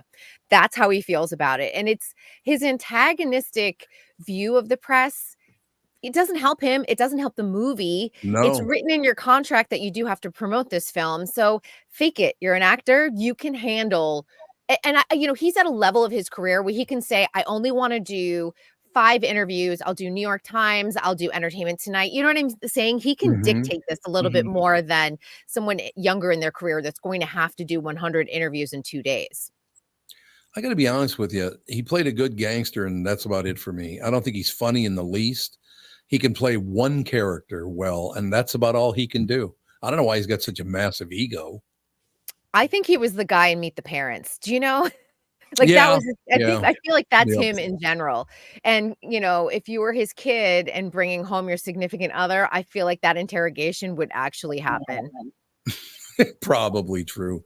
Look, I like some of the movies he's been in, don't get me wrong, but it's just the same gangster character. That's what it is. And a lot of actors kind of, once they find their groove, Hugh Grant is only playing Hugh Grant on screen, and has made a very good career out of it. Of course, a lot of the action stars kind of play one note. And if they're making a lot of money, why rock the boat? I don't know. I mean, unless you're looking for that Oscar or, that adulation of like, look, they can also do drama, or look, they can also do comedy. You know what I really love thinking back now? This is many, many years ago, but Joe Colombo, the mafia boss, right, in New York, he spent a ton of time on the microphone, on the streets, saying, would you stop making mafia movies? Stop making movies about Italians, and they're always criminals, and I'm sick to death of it. Stop making these movies. But every time they make one, everybody they hire is an Italian. I think that's hilarious. It's like, oh, okay, well, yeah. I mean, seriously, it's always Robert De Niro, an Italian. Go down the list of people. And don't get me wrong, I've enjoyed some Robert De Niro movies. I have. There's no question about it. He's been very, very good in some of them. But I have just heard from so many people I know that he's really unpleasant to deal with. Yeah, I think his body of work in the 70s it's impeccable, honestly. If you want to go and look at his career, go back and watch some of those classics. You are correct. Anything else good going on? A little sad news. David Soul, probably a lot of people know him from Starsky and Hutch. He played Hutch, passed away today at the age of 80. I know. I feel like we're losing a lot of those like classic TV stars from the 70s and 80s. So he had a long illness and passed away in England. Like a handsome blonde, if I remember. Yes, he was. Yeah. And I have only seen reruns of the show, but going back and looking at it, you can tell that he was a total heartthrob during his era on TV. Didn't he also have a top 40 single hit? Don't give up on us, baby. Don't give up on us, baby. Exactly. David Soul. Yeah, he did. I remember that. Absolutely. There were a lot of actors from the 70s and 80s. If they could even sing like a note, you would get a record deal. We see a lot of that with the soap stars too. Don't Give Up on Us actually started number 1 in America. Number 1? So Billboard top chart. Yeah. It took number 1 in Australia, the UK, the US, New Zealand, and Canada. So doesn't it did surprise pretty me. well for a song I've never heard of. I mean, it is a good song. That makes me think, how old is Paul Michael Glaser, who played Starsky? He must be up there too then. Yeah. He is 80 also. Ah. I don't know if a lot of people remember, Paul Michael Glaser's wife died of AIDS during the AIDS crisis. Oh, yeah. She had a blood transfusion, and he was one of the first actors to really, Elizabeth Taylor and a few others, to really step out front and say, this is not just a disease limited to the LGBTQ plus community. And he raised a ton of money. I think Elizabeth, who was his wife's name. Okay. Yep. That was a tough deal. There's no question about that. You know what? One thing that's kind of interesting, Kristyn, is that, Kath and I had a pretty busy day running around yesterday. So we finally got home, I think at around 7:00 at night. And it's nice to be able to sit down and go through a Fargo or a Reacher there are so many good shows now. You watch a couple hours, an hour and a half, couple hours of television. I don't think that television's ever been better. As a matter of fact, I know it's never been better. Well, what I love is that we have this library to access, and Mhm. whether it's something current or whether going back, and in fact, just this made me think of it. Northern Exposure, which people have been begging to be on streaming, has finally arrived on Amazon Prime, Oh, okay. which was a show that ran late 80s, early 90s with Rob Morrow, and people are super excited. All 7 seasons are available. It's a charming series if anyone hasn't seen it, and probably worth a relook. And what's the name of it? Northern Exposure. Northern Did you ever Exposure. interview Rob Morrow or Janine Turner? Yeah, both of them actually. Probably. Janine Turner was very, very nice to talk to. She was very pleasant. Yeah, and they had great chemistry together. It's about a New York Mhm. City doctor who winds up in a small town to practice medicine. But the show really holds up, and it's one of those, like Moonlighting was another one this year that finally, came Right. back. I saw And that. people kind of have this like running top 10 list of like, why isn't this movie on stream, or why isn't this television show on streaming or available? Northern Exposure was another one of those. So it is finally available. So another great thing to watch this weekend. Yeah, a lot of great stuff like that. No question about it. I just it's kind of sad though when you bring up the fact that these guys are 80, which means they're all going to start dying, unfortunately. Yeah, life expectancy in America is like 78, I think. So 78. I think it is 78, yeah. Is it So, still yeah. a difference between men and women? Like women still outlive men? yeah, Mhm. but the gap is closing. Oh, is it now? I didn't even know the gap was closing. Why is the gap closing? There's a number of theories there. Can't really say for And? sure. I mean, Oh, no real reason. honestly, I would imagine. working more is probably a big part of it. Mhm. Work Yeah, takes its toll. It does indeed. Anything else you wanted to schmooze about, sister? Yeah. Good Oh, I news, because knew this it. is one of my favorite shows. Hacks has finally announced that they are coming back for great season show. 3. That is the Gene Smart show, which I would Mhm. say is very loosely based on a Joan Rivers type of story in her career. But this show, the last we saw it was 2022, believe it or not. And it had a couple of like starts and stops. Gene Smart had to undergo surgery for a heart condition early last spring. So they stopped production.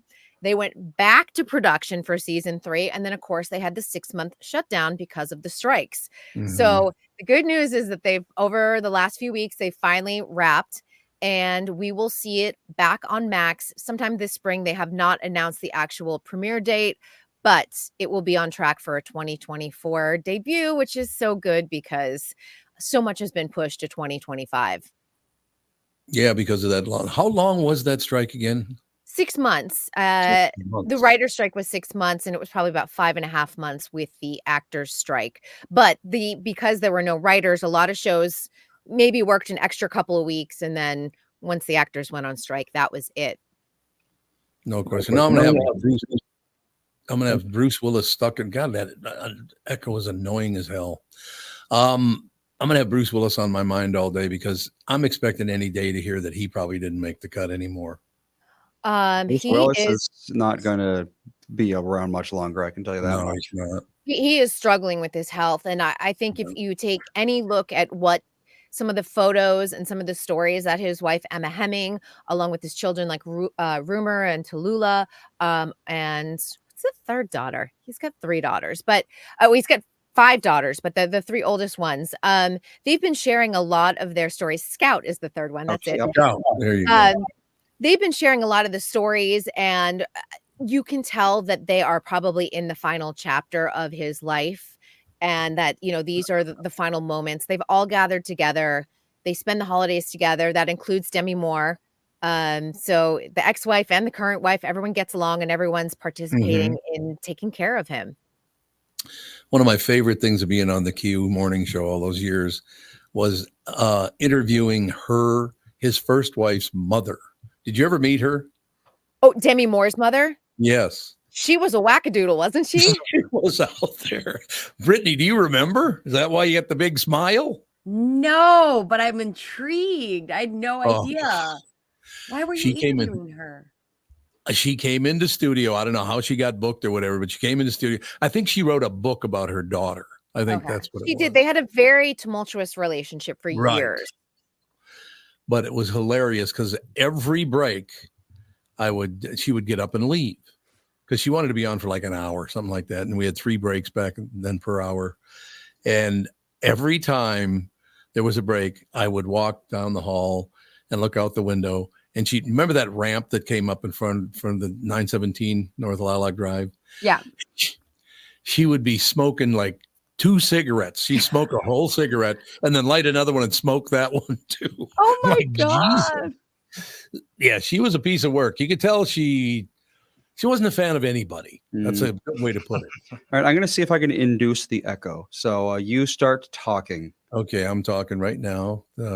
Can't hear any echo now at all. It sounds pretty good so far. No echo? Huh.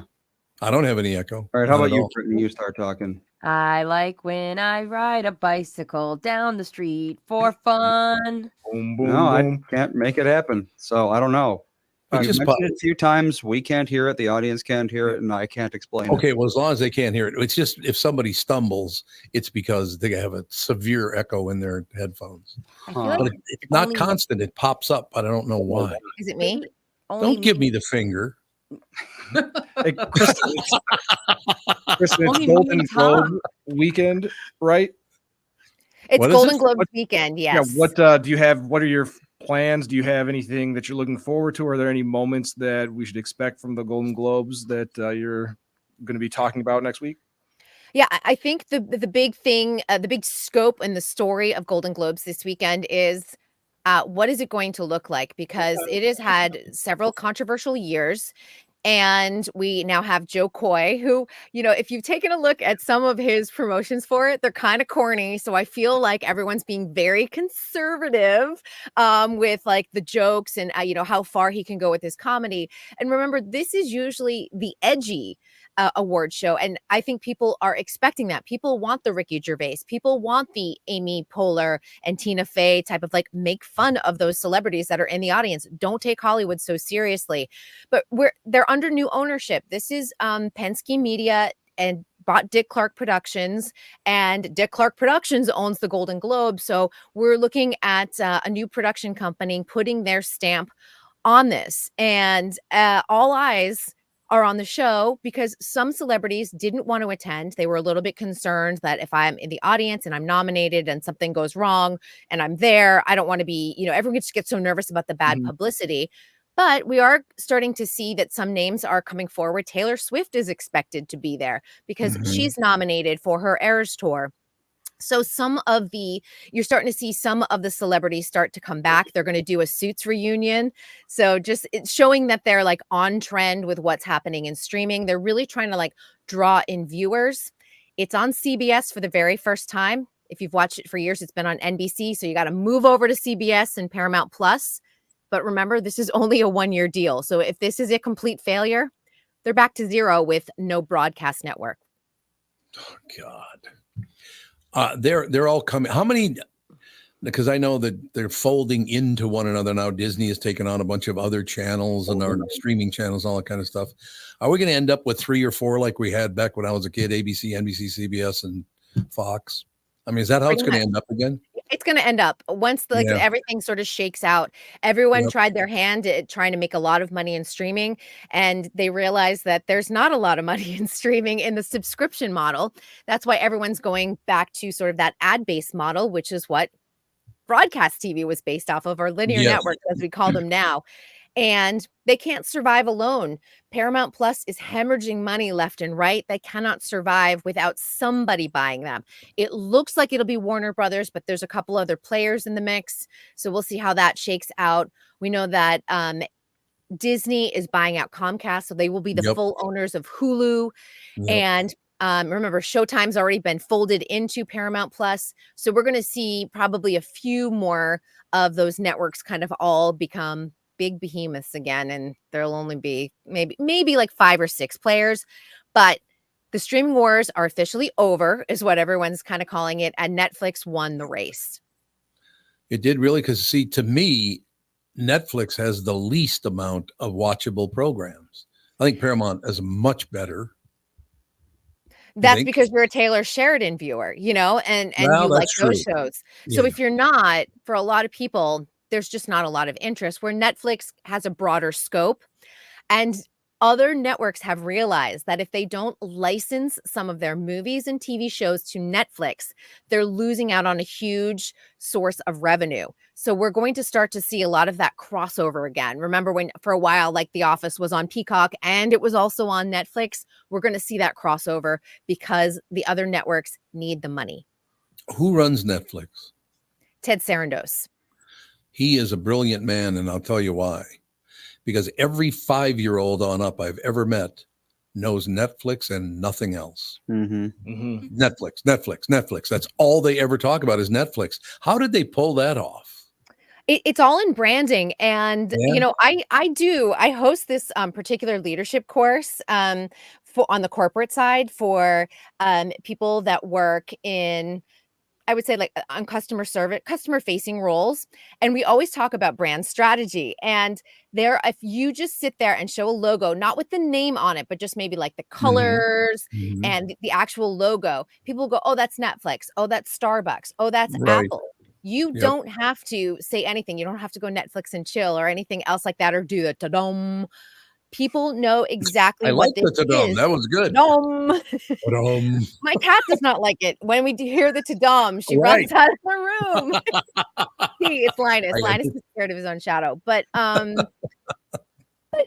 think that is one of the really big things. There are certain corporations that have had genius marketing, and that's why a 3-year-old can go, I know exactly what Netflix is. They do. Every one of them knows Netflix. Now, my favorites tend to be, I like Hulu a lot. I like Paramount a lot. Is that because they're focusing on people in my era? Obviously, there's a reason I like that programming because it means something to me. Do entire streaming networks focus on certain demographics? Because it seems to me Netflix is trying to get everybody. Netflix is trying to get everyone. It's trying to get the preschoolers like all the way up to people who are 90. But there's a lot of times you'll see a lot of that, like they're kings of like the 90-minute rom-com or the 90-minute sort of like teen romance, because you will always see those trending on Fridays and things like that. So they also know that they have to hit their core demographic. Where I look at something like Paramount or Hulu, for people with maybe more mature tastes, more sophisticated palettes for dramas and things like that. HBO, I feel like used to have that. They need to kind of have a comeback in that area. So we'll see what happens in the next couple of years with HBO or Max or Warner Brothers, because it's all like lumped into one big thing, especially if Paramount Plus sort of merges in with all of that. That might be a way to get that sort of prestige back to the network. But they all have their place. Amazon, I feel like I never really know what's on there unless something really breaks out of the mold. For me, that was like Marvelous Mrs. Maisel. I go, oh, I gotta go there and watch it. But otherwise, I'm like, what else is on there? You know, it's really interesting too that the Acorns and BritBoxes of the world, they've been around before, but I think their programming has gotten a lot better too. Really, really great detective shows, things like that. Yeah, and you need to have those really strong rules, because if you don't, and strong scripted shows, it's so easy to say unsubscribe. Oh, I'm going to just save that $10 a month, $12 a month. I mean, these prices have all gone up quite a bit over the last couple of years. How's the guy doing? Oh, I can't remember his name now. I can see his face. Can't remember his name. He has a bunch of, like comedy interview shows. He's a black man in America today. He was going to buy a huge network. Who am I talking about? You know what I'm talking about?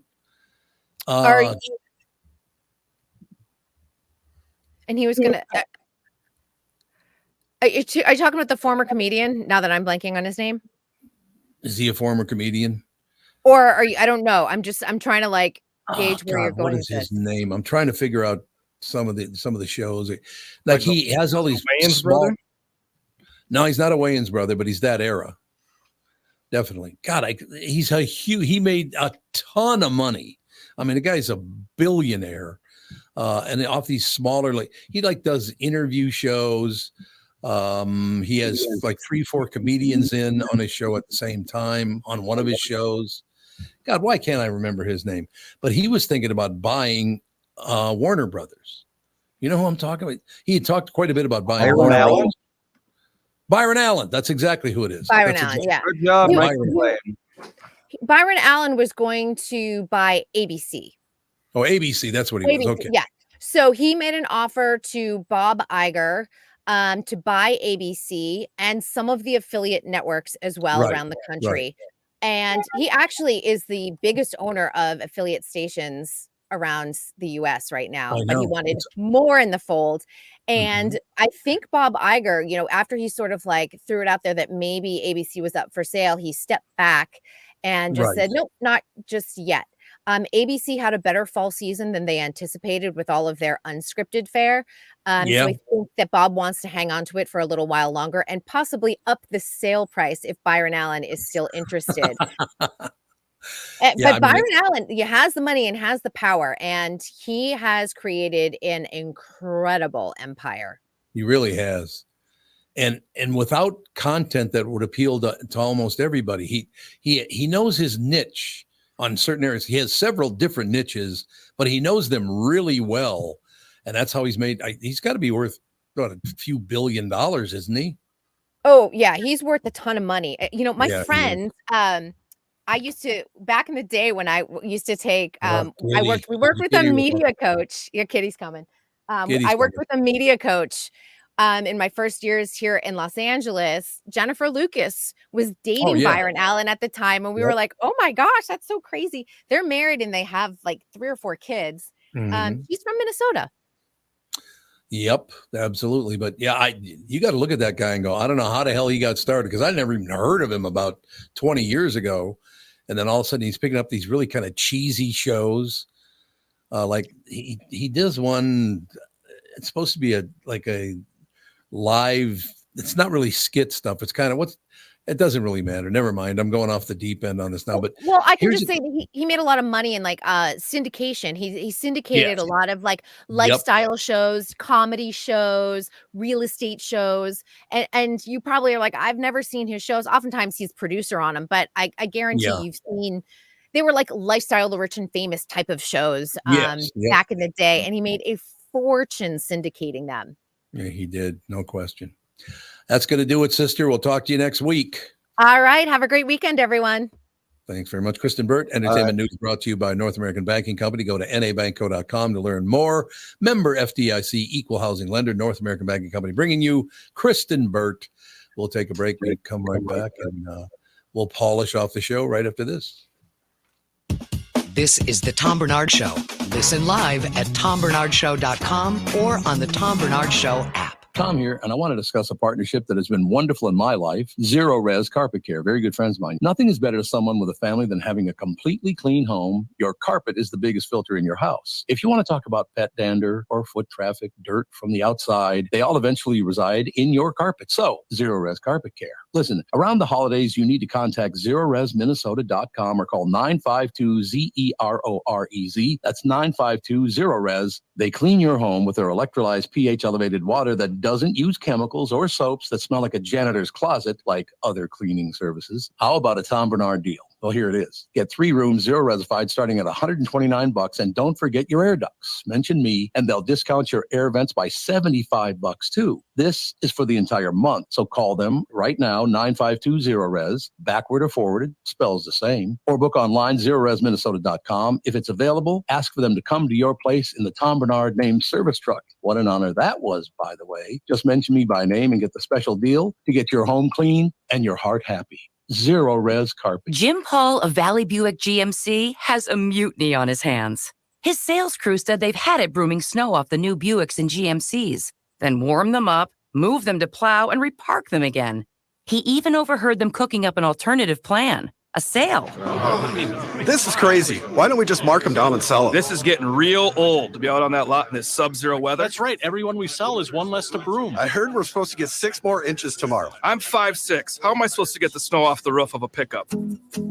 I'm Jim Paul, and well, car dealers do have all kinds of crazy sales. This idea probably makes more sense than most. There's plenty of inventory, so okay, the crew has decided. Now we're talking So then it's official. The We Don't Want to Broom snow sale is in full force at Valley Buick GMC in Apple Valley and Hastings. Snowy inventory priced real right at valleycardealers.com. You have all helped support MyPillow and their employees in these tough economic times. Mike Lindell knows this and continues to give back to listeners with great deals on his most popular products.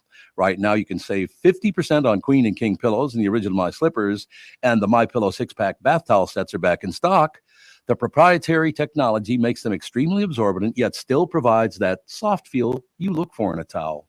Set comes with 2 bath towels, 2 hand towels, and 2 washcloths. Regular price is $79.98. And for a limited time, you can get this 6-pack towel set for only $39.99 with promo code TOM. That's a 50% savings. So go to MyPillow.com, use promo code TOM to save 50% on the MyPillow 6-pack towel sets. That is just $39.99 for a set. This deal will not last long. Enter promo code TOM for this special. You know.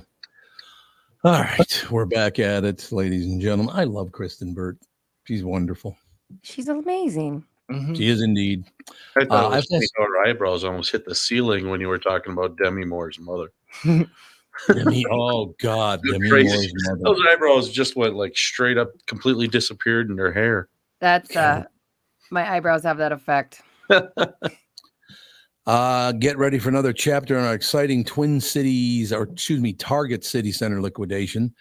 That makes me sad. The Target City Center corporate offices in Minneapolis are shutting down. That's sad, don't you think? I mean, they've shut down how many stores already? It's been quite a few, hasn't it? Target. Yeah, they kind of did an inventory of what ones aren't producing, and they're shutting them off. Like the Uptown one, it feels like that was there for about 20 minutes before they were like, let's get rid of it. So they're definitely making decisions. Target City Center liquidation auction series in its 5th event. We will be auctioning off contents from upper office floors 17, 28, and 30, and 34. As Target winds down operations at their downtown Minneapolis City Center Corporation office, or corporate office, this auction presents a bonanza of office furniture and equipment, from workstations and cubicles to conference tables, appliances. So they're not going to open up another area? I think they did open up another campus for Target, but I think they still are not using most of they've got quite a few floors downtown. And so if you are looking for you want a cubicle wall, and I know especially if you're in broadcasting, people use those cubicle walls for little at-home studios. Or a rolly chair. You can buy one pretty cheap that they are selling on this website. This is really, really bad news for downtown Minneapolis, isn't it? Yeah, they've taken a big hit in like the lunch space and like the Skyways lunches and stuff like that. Those little restaurants and businesses are definitely struggling. Yeah, every once in a while I'll walk through the Skyway and feels like it's about 90% empty in some spaces. Oh God. See, that to me is bad city and state leadership. I'm sorry. You don't lose Target downtown Minneapolis. That should never have happened. And I just don't understand what kind of, I know there's a lot of violence down there back in the day. Is Nicollet Avenue as violent as it was a few years ago? Well, I think so. I think the main thing is rationalizing the overhead that comes with having employees in post-pandemic is why you're not getting a lot of people coming back. My friend is at Target headquarters and she loves working from home and only going in for, once a quarter or so for meetings. So it's like if right now it's hard to keep employees and to get employees. So you kind of are at their whim if they want to work at home or not. So are there any downtown, anywhere in America, downtown offices that are going to still exist in another 10 years? What are they going to do with all that stuff? It's a great question. I kind of think it's going to cycle around and just start this cycle where there'll be a whole bunch of work from home now, and then maybe 5-10 years from now, everybody will flood back downtown again. Yeah, I could see that. Yeah, but the point that Brittany made, none of those restaurants are going to be open anymore. They're going to have nowhere to go for lunch or to hang out after. Hey, let's go have a couple of drinks after work across the street at the bar. They're all going to be gone. I mean, that's a tough road to hoe right there. It's so sad, the downtown business, because when I was a kid, like I said, when we used to live on Plymouth and Bryant, I used to walk downtown as a 9-10-year-old, something like that. play around downtown all day because there was so much stuff to do. And then I'd walk back home. You couldn't even think of doing that at 9 or 10 years old now, could you? No. Nope. Why did we let it go so far off the deep end, trying to kiss ass on people just to get them to vote for you? Who knows? Well, kind of that whole thing of just let's give everybody what they want, and we'll make it so everybody gets what they want. Everybody's special, and like, it's just like Josh Arnold. Well, Josh Arnold, yeah, he's very special. I'll call you Super Dave. That's it. Forget this Oh, Officer God. Dave stuff. It's Super Dave. Okay, it's time to wrap it up just because of that. Osborne. Sounds Super good. Dave Osborne. That's it. Everybody is special, especially you. Thank you. And that's all right to be special. All right. On air. I know that. Okay. That's why I come right in. I can pick up. I've got a little bit of age, and I can pick up. I've been on radio before. No, everybody is special, and I happen to be watching something this morning on CNBC. It was an interview with a gentleman from the American Enterprise Institute, also a Harvard professor, and he wrote a book on how to live the life you want. And he said one of the biggest issues today is our leaders are pessimistic. So they want to take away that feeling of being special or being extraordinary. You're an extraordinary guy. Actually, no, I'm not. I'm just large. That's the only thing I got going. That's it. That's the only thing. That's all you've got? I is can lift I'm the large? heavy things, yep, and reach the height stuff. That's it. Boy, look at the time. We'd love to stay in schmooze, but Josh, taller than I am. we got to go. No, we got to go. We got to go. We got to move on. We'll take a break. Be right back. In this, why did I stay in this business? Studio is taller than I am. Josh, we gotta go. We gotta wrap it quick. Oh, we got to wrap it up. We'll go. The family show's coming up right after this. I'm done.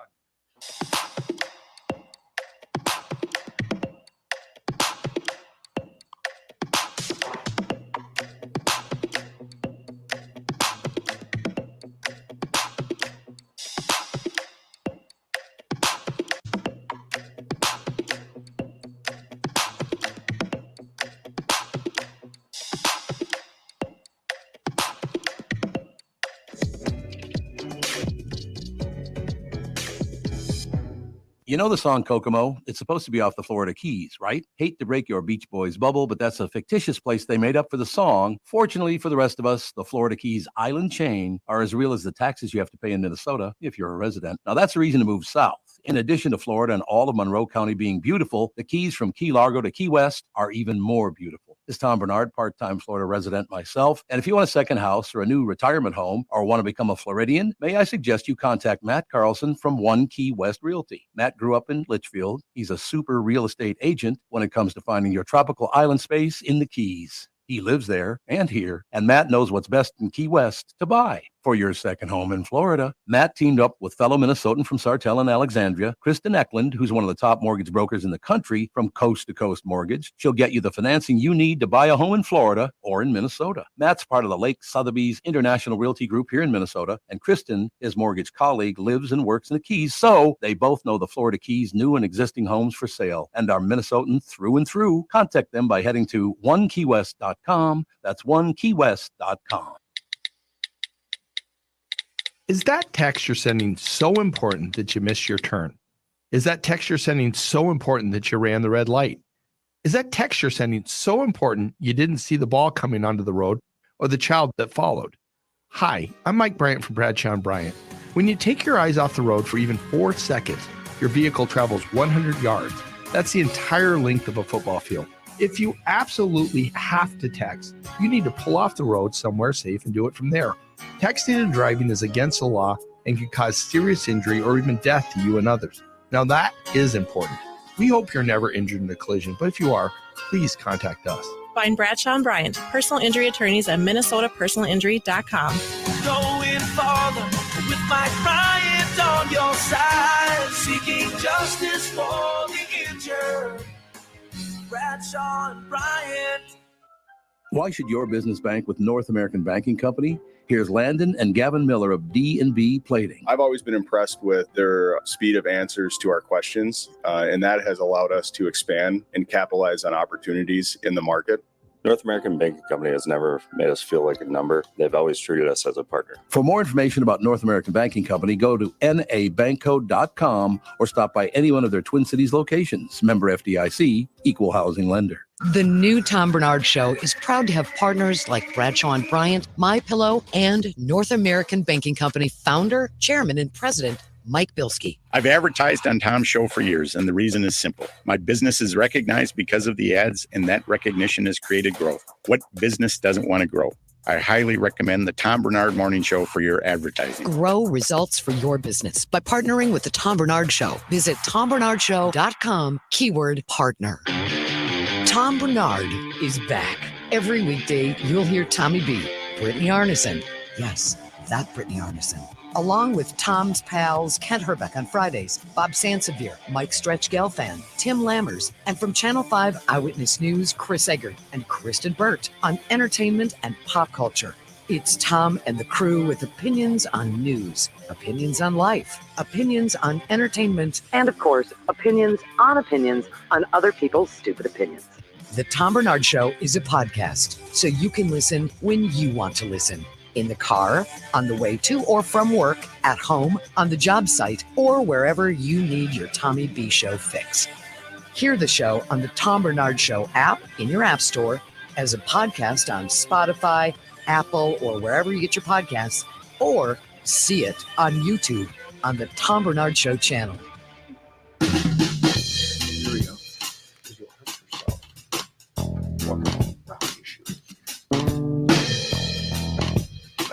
Welcome to the family with Tevin Pittman, Josh Arnold, Mr. Money Talk, Officer Dave, and Andy Brant Bernard. Why can't I see Josh? Because no, you can. No, there he is, settling in. Oh, There's I can see you too. Yes, you can. Now's the time, ladies and gentlemen.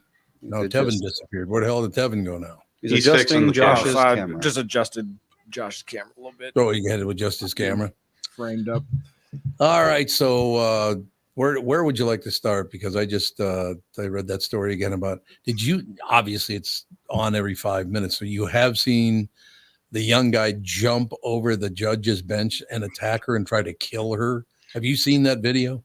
Yes. I saw like 2 seconds of that, and I'm thinking it's about all it is. It's like, are you serious? Yeah. The one court deputy misses the guy by about 6 inches as he's taking off. You see him fall to the ground, and the guy is going over the bench. It's man, it was a bizarre scene. And then they start punching the piss out of the guy. Yep. It was just so. But the guy, didn't he have like 50 charges against him? And he went, "Judge, if you just let me go, everything will be fine." It's like, no, you've committed crime after crime after crime. You didn't just have a bad day. You're a hardened criminal. And all of a sudden by the way, that was a hell of a joke because he looks like a pretty big guy. He's not a small. And he jumped right over that judge's bench and behind the desk. And man, that was a hell of an athletic move. I'll tell you that. Yeah, that was something else, man. Gotta find this for Josh so we can see the whole thing. I just saw the jump over the desk and going after the woman judge. I saw the chair kind of fly up, the flag go over. Mm-hmm. Oh, now you're going to give me the whole thing. Yep. Yeah. Because wasn't he kind of quoted as just saying, well, I was just having a bad day. That's why he decided to. It's like, I've had a bad day too, but I don't attack people. Here's the headline: Man in Las Vegas courtroom attack video says he had a bad day when he tried to kill the judge. Okay. We'll let it. Oh, that explains everything. We'll let you go. Yeah. It's like, what? Okay, let's get down to business. Josh Arnold's with us, ladies and gentlemen. How's biz, Josh? Biz is good. Biz is good. Now, excuse me.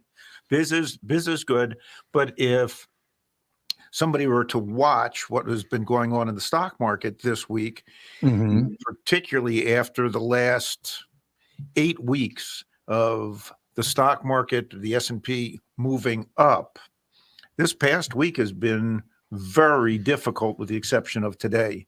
A lot of red on the screen.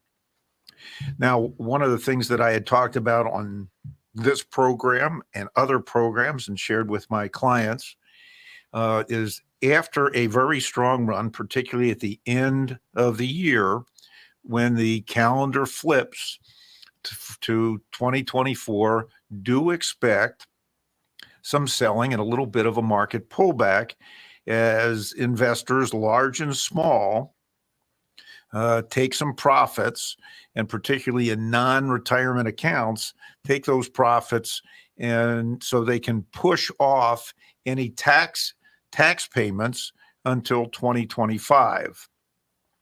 That would typically allow them to have cash available to move into other investments, or they can go right back into their winning trades and start at a higher cost basis. And many investors, like to do that. Additionally, you have some large scale investors want to sell their winners at the beginning of the year and invest in laggards from the previous year. So the winners in 2023 were more technology related, more software related than they were with banks, which are trailing just about the entire year. And I'm talking in general, not specific. Utilities trailed. Real estate investment trusts trailed the bulk of the year until interest rates started falling in November. Energy stocks had a brutal year in 2023 after doing very well in 2021 and 2022 as the price of oil went up. Last year, the price of oil came down. So these large-scale investors said, well, let's sell the winners and start looking at the losers. Then I take a look at my favorite company and largest holding. And before I go on, I will have to give my little caveat. Past performance is no guarantee of future results. Markets are always changing. Some of the companies that I talk about may or may not be suitable for you. So before you invest, please consult your financial advisor. I think that pretty much covers it. My favorite company on a long-term basis, my largest position, my client's largest position is Apple.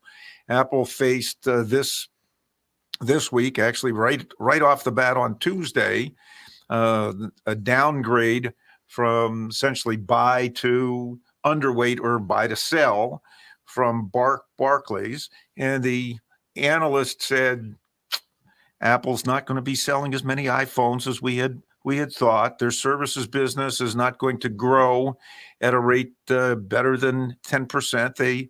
They face regulatory issues, and things are not going to be good. Plus, there's a lack of innovation, and of course, the stock is trading at a higher price earnings multiple than it has been over the last 5 years.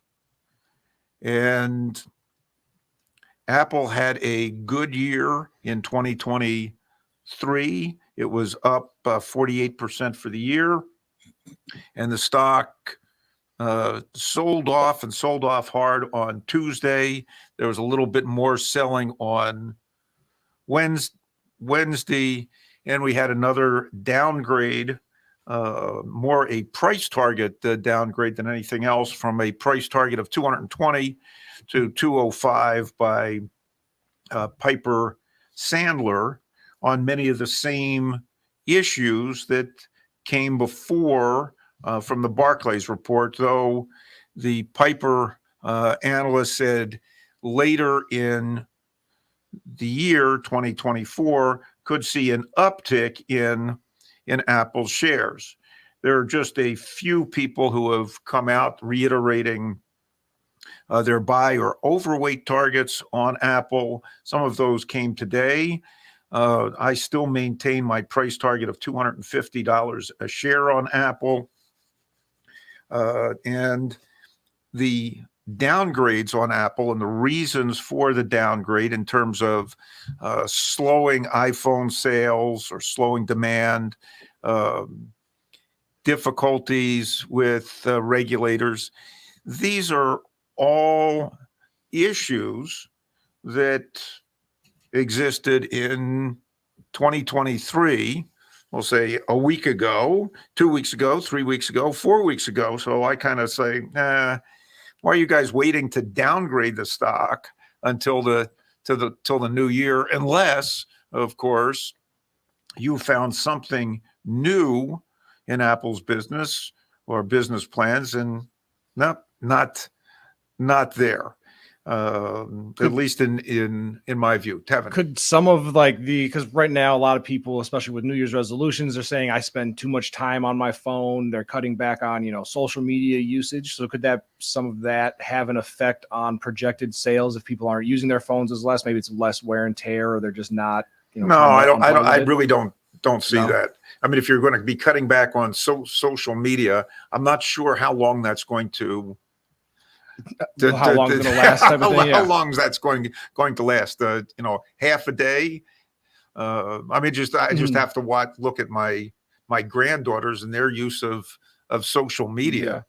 I mean, if you can engage them in a conversation for longer than 30 seconds without them glancing down at their device, right? their iPhone, that's a major accomplishment.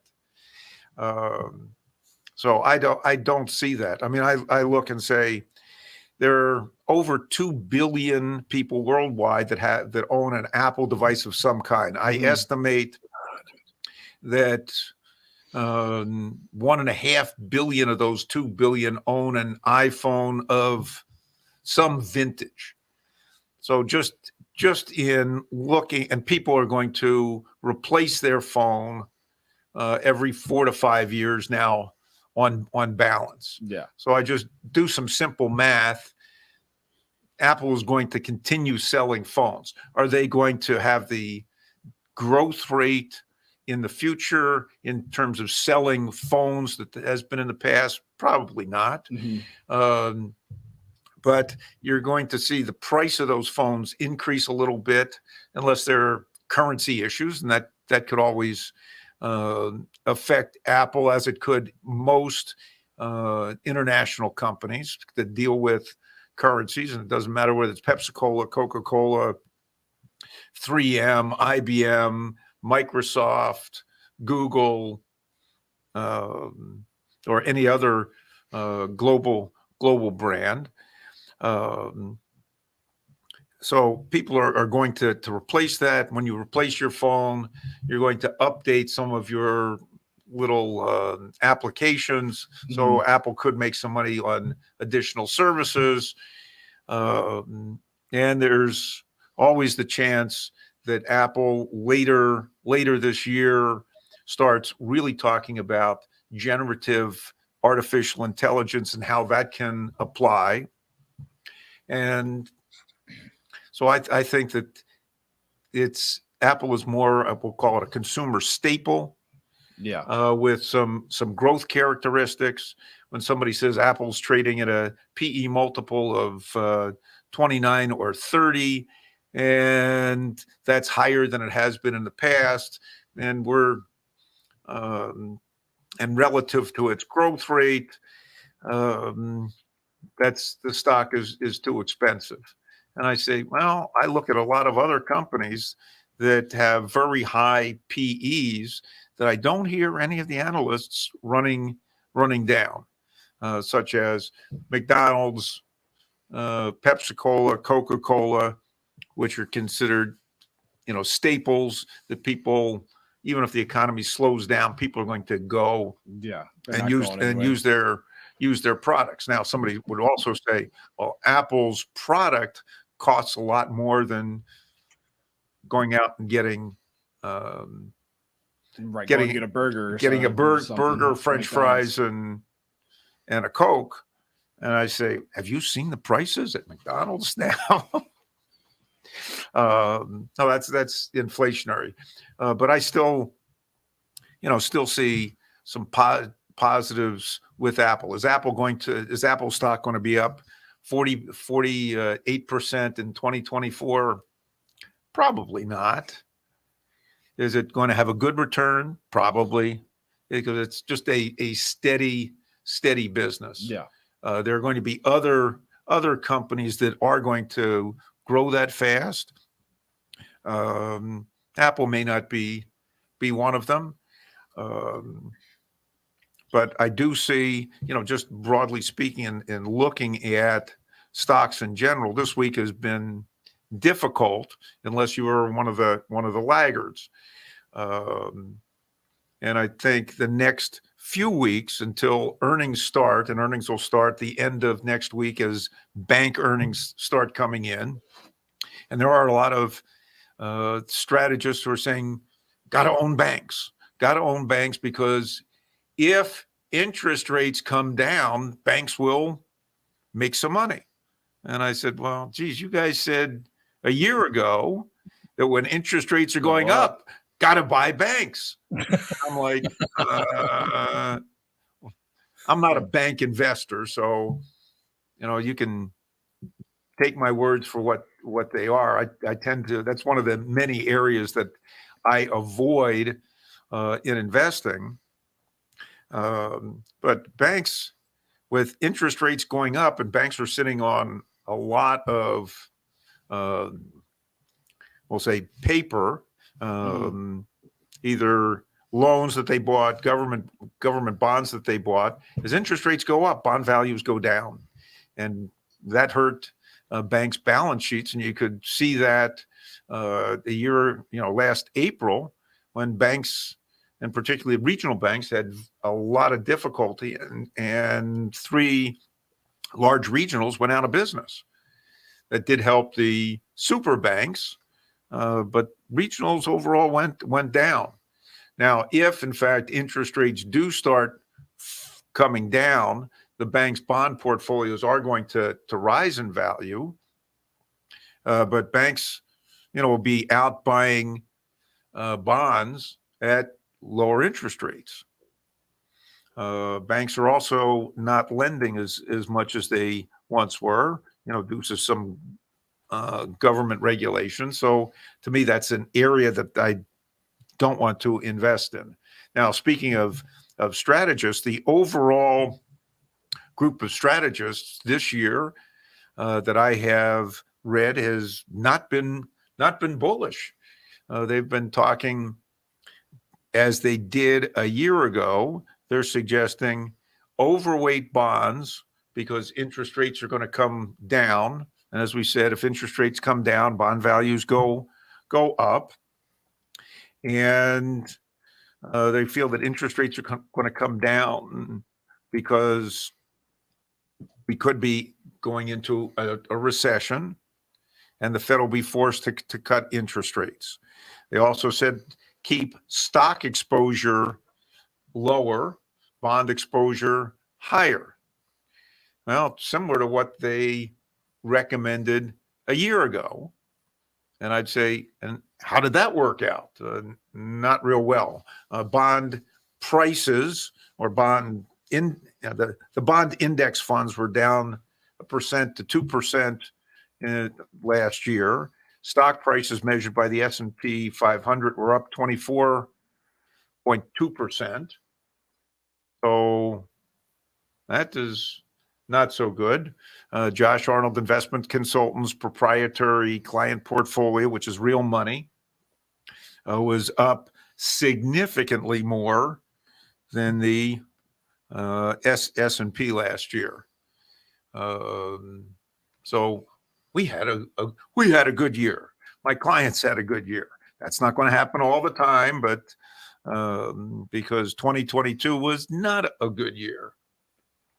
But 2023 was a good year. This year it's starting pretty mixed.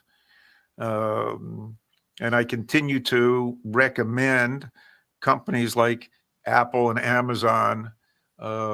We can throw in Google or Microsoft because of the use or continuing use and development of artificial intelligence. You can look at other companies that are going to be utilizing artificial intelligence going forward. So that could be any number of companies. It could be industrial companies. It could be some of the energy services companies that have started to using artificial intelligence to help develop more energy or sources of energy. Could be some of the healthcare companies, including pharmaceuticals, that could utilize artificial intelligence to better develop drugs or other types of utilizations. It could be some of the leisure companies that I like to invest in. So, I've tended to focus on companies involved in the internet, leisure-related businesses, China-related businesses, real assets such as like real estate, and I do a small bit of a portfolio is devoted to short-term trading to take advantage of current news. So, and that seems to have worked well for a lot of years. Josh, I have to ask you a question. I'm looking at the Wall Street Journal right now. The Dow Jones Index is down 0.22% after shooting up. How many points did it go up over the last few weeks? My God. Well, the Dow Jones was not up as much as the S&P last year. I believe the Dow Jones was up about 15% last year. The equal weighted S&P, so that's given all 500 stocks have an equal weight in that index. So Apple is worth, I'll say, is worth as much, I'll say, 1/500th of the index instead of little over 7% of the index in the regular S&P. So the equal weight, Apple's weight is the same as Best Buy, as an example. But Apple is many, many times the size of Best Buy in market weight. So the S&P equal weight was only up, I think that was up about 11% last year versus 24% for the S&P. So a few stocks in the S&P kind of dominated that. And here I'll give you here's something to think about. Over the long term, owning stocks does very well. How long is a long term? Well, if I take the S&P index dating to the time my mother was born until today, with all of the ups, with all of the downs, the S&P averaged 10.5% return. Part was appreciation and part was dividends paid out. Mm-hmm. That's not a bad return on a long-term basis. Now, I do have to mention one thing here. I'm looking at, the Dow Jones, S&P 500, NASDAQ, looking at Russell, looking at all these things. They're all just either down or just barely hanging in, like the S&P is 0.04% up. NASDAQ is 0.08% up. The only thing that's doing really today. The It's the bottom numbers. I'm assuming it's today. Yes. Okay. But the only thing that's doing really, really well is the one thing that we're told on television, radio, and the newspapers every day. Oh my God, it's horrible. We got to do something. The only thing that's doing really well today is crude oil. Now, how is that possible? You've been told for years now that it's horrible and get away from it. It's the only thing that's doing really well today. Well, here's something that nobody wants to hear about. That's why I'm asking you. In our economy, the world economy still runs on all, Tom, all. You need a lot of all. That's OIL, all. That's all. That's the C. That's it, all. And for those of you who are like me and Super Dave, the younger people still want to plug in their cars, but Super Dave and I like to hear the V8 run. We have a lot of pistons. We count our pistons. But on two hands. How can the president of the United States, the first thing that he did when he came in was blast the hell out of oil and shut down as much as he possibly could? Why would you do that with such a valuable commodity? Well, he has a lot of people in his administration, a lot of people in elite places that say all is bad. All is bad. Can't have that. All is going to destroy the world. And I'm like, I don't think so. I look at all the positives that have come out of oil. You start looking at all the advances in not only in the economy, in our lifestyle, all because of oil and or the development of petroleum products. And you look at the advances in how people live over the last, we'll say, 120 years since the active use of oil and then gasoline. But look, Catherine drives a hybrid. I drive a 100% electric Mustang, right? When those cars have come to the end of their use, where are they going to put that poison that drives the whole thing in the first place? Oh, you see, now you're hitting on something that I've always questioned. Right. Because the number of people that at one point were quote unquote environmentalists and said, oh, we can't have nuclear around. Right. You can't use this product or that because it's going to hurt the environment. So now same people are saying, well, we need to have more electric vehicles because if we don't have that, we're going to hurt the climate. And I'm saying, well, wait a minute, time out here.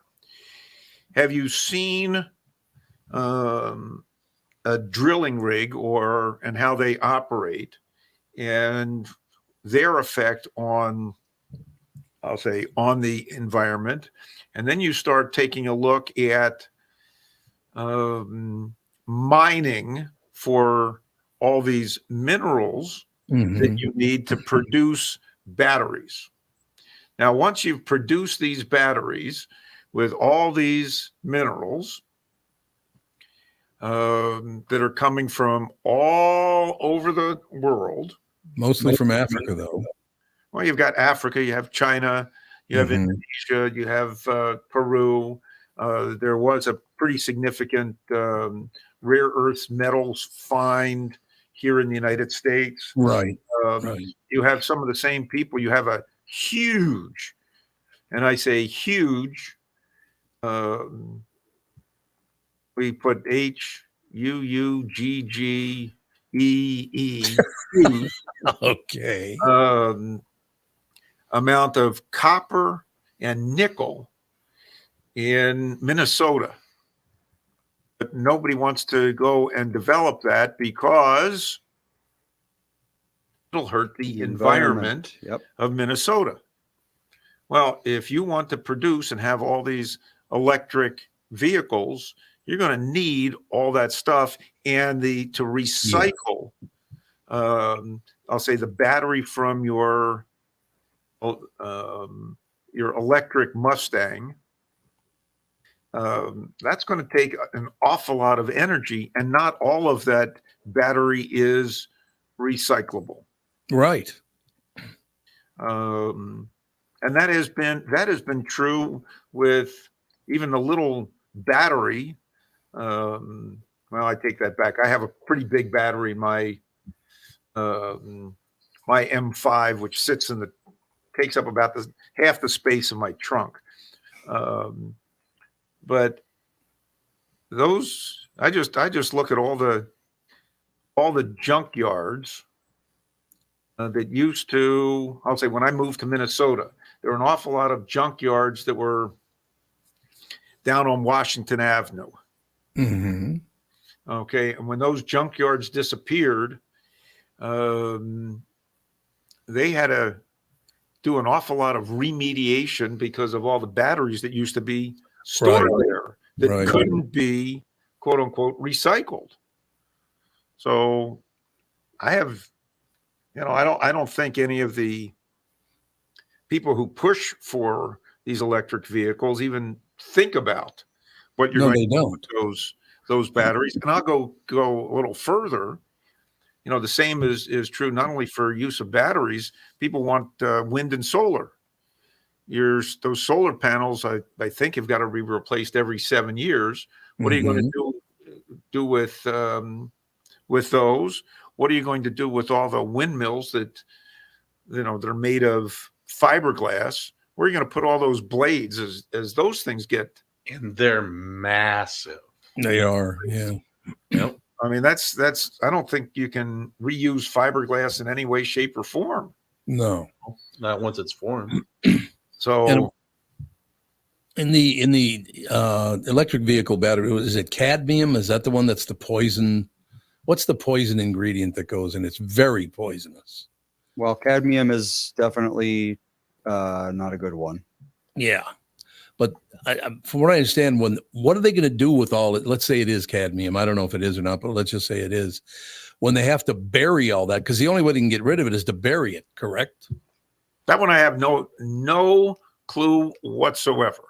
Andy, what do you know about cadmium is used in nickel cadmium batteries, which aren't super common anymore, and they're certainly not used for EVs. Mm-hmm. You'll see nickel cadmium batteries in older rechargeable devices. Namely, things like my old electric toothbrush that had a nickel cadmium battery. Oh, okay. So what is the ingredient? They would never put that in an electric vehicle. The capacity is just far too low. Okay, so what is the ingredient they put in electric batteries for cars that's very poisonous? Well, I'm assuming you're talking about cobalt. Oh, cobalt is very poisonous, correct? I don't know about very poisonous. Let's see. I'm not going to be eating any of those things. Well, no, you don't eat cobalt. And I will say here, while he's looking about that, I will say something about electric cars. Mm-hmm. Here in the United States, they're not selling well. No, they're not at all. China is the leader right now in selling electric vehicles. They have many more car companies there that are selling and developing electric cars. Mm-hmm. Tesla, which is the leader here in the United States, and I think it's still the leader in the United States, has cut prices in order to sell more cars, both here in the United States and abroad. Elon Musk has said that in the next 5 years, Tesla will have a bigger market capitalization than Apple does today. So Apple today has a market capitalization. That's the share price times the number of shares outstanding.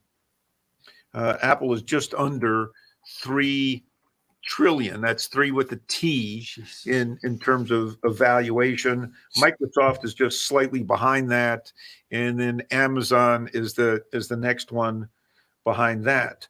So that's an awful lot of cars that Tesla's got to sell, and I'm not sure they're going to be able to sell that many.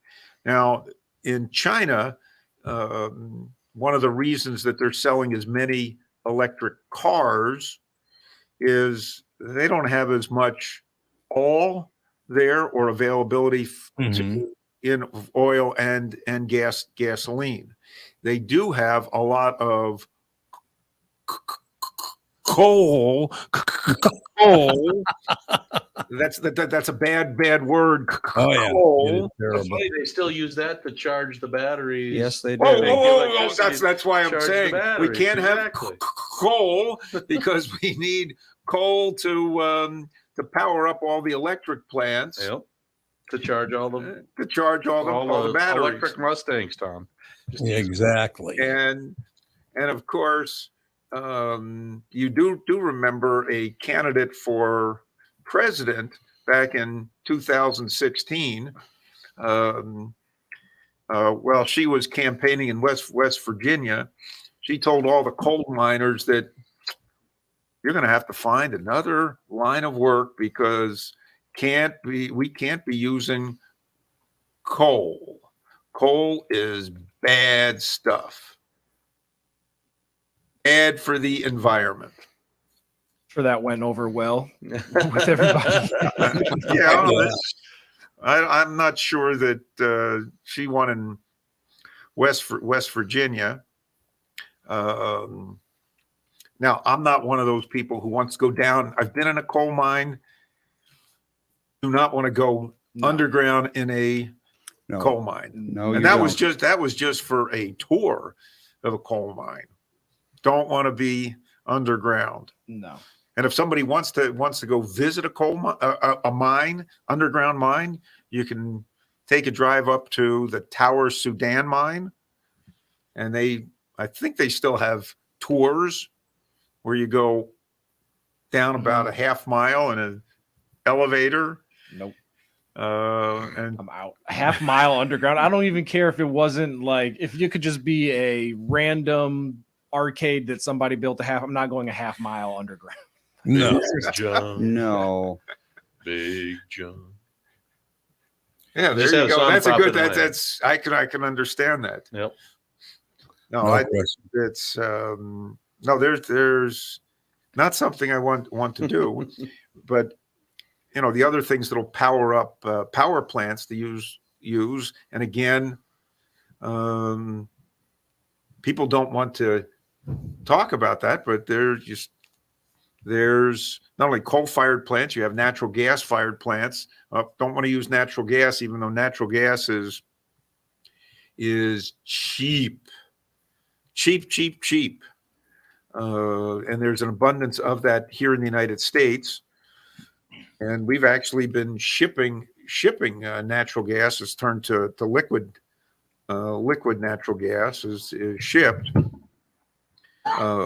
Nobody wants to use that because that is a all related product. What a world! What a world we live in. Well, there's a lot of craziness, and I'll go back to something I brought up at the end of your last show, which is the amount of pessimism that's coming from our we'll say political leadership in the country, and some of the elites in academia and elsewhere that want to tell people how bad things are. Too much pessimism. And I look and say, well, I don't think I'm pessimistic. I'm pretty optimistic about I'm optimistic about the potential of the U.S. economy. Is it going to go straight up? No. Are there going to be issues caused by rising interest rates, rising unemployment, war, or was it war, pestilence, or famine? Yes, those things are going to occur, but the amount of innovation that is happening, and I'd say the U.S. is still an innovation leader worldwide, is just tremendous, and I definitely want to participate in that, and I can participate in that through the stock market. Now, of course, my girlfriend always looks at me and says, "Well, that's all you think about. That's all you think about. You're always money motivated. That's it.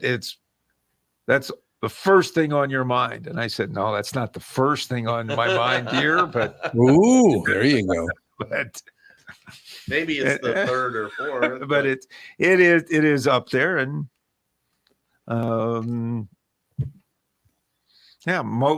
I'll say a lot of people are money motivated in some way, shape, or form. I have to ask you something. Yes. This might tie in very well to what you're saying, people being money motivated, because I just looked at my phone, and in the last 12 to 15 hours, I've gotten 3 messages from Nikki Haley. Well, she definitely is money motivated. She needs the money to continue her campaign. As does Donald Trump, Joe Biden, Dean Phillips, although Dean can probably fund a good portion of his campaign himself. Just sell a little more vodka. Now that's an interesting thing. Now this is just switching gears a little bit, because I don't really like talking about politics, but right, sure. There are numerous states that only have one person on the Democratic primary ballot, and they do not want anybody else on that Democratic primary ballot. And Dean Phillips is pushing, as is another woman, I think it Williamson from Massachusetts. Both are pushing to get their names included on the primary ballot, the Democratic primary ballots. Don't hear much about that in the mainstream media. No, you really don't. Now, what are they going to do? Because look, I've met Dean Phillips when he was running a few years ago. He asked if he could come on this show, and I could endorse him if I liked him and all the rest of it. So I did have him come in, had him on the show. He's a very, very pleasant guy. And then once he got elected, I never heard from him again, just like all the other politicians who have asked me to endorse them. Are they that stupid? If you're going to come to me and ask me for a favor, and I give you the favor and you do win, you might want to keep that connection. You know what I mean? I would think so.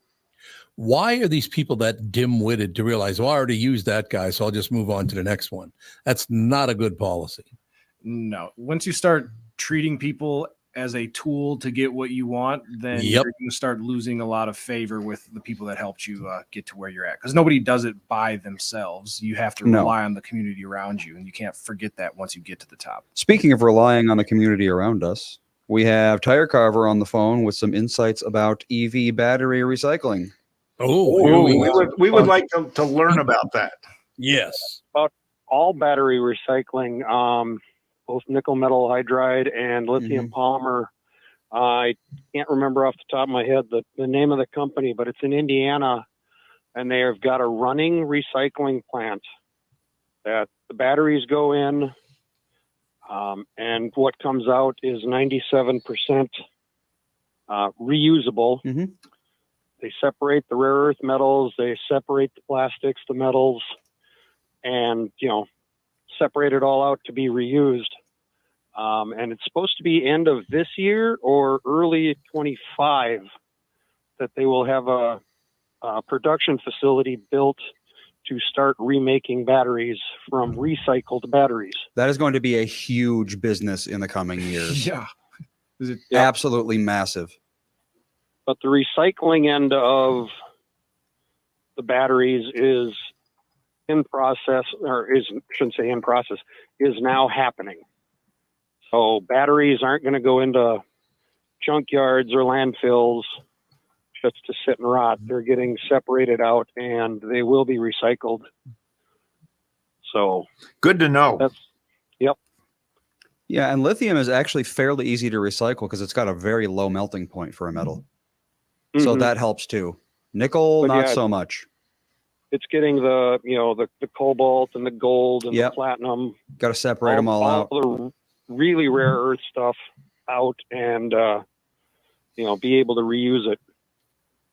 So, that was a topic earlier, so I thought I'd call and. Well, thank you very much. No problem. Have a good one, guys. Wait a minute. Where are my chocolates? Let's go. Yeah, mean those caramels? Caramels were Caramels. Yeah, there you Caramels are arriving on Sunday. There you go. Sounds good to me. No question about that. Tyre, as always, thank you, sir. No problem. Have a good one, guys. See you. Oh, definitely. Yeah. Tyre's a very smart guy. He is, no question about it. We got about 5 more minutes to go. Is there any other topic you want to cover? Because I want to make sure we give it a full 5-6 minutes.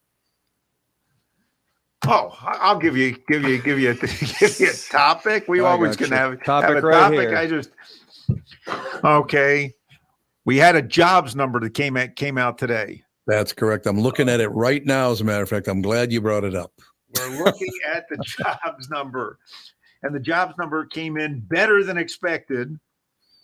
And initially, in the future to stock futures market, all the indices went down on the release of that number.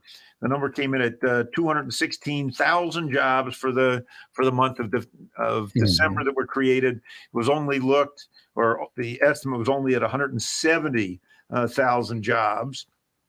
Unemployment was estimated to be at 3.8% for December. It was better than that. It was only 3.7%.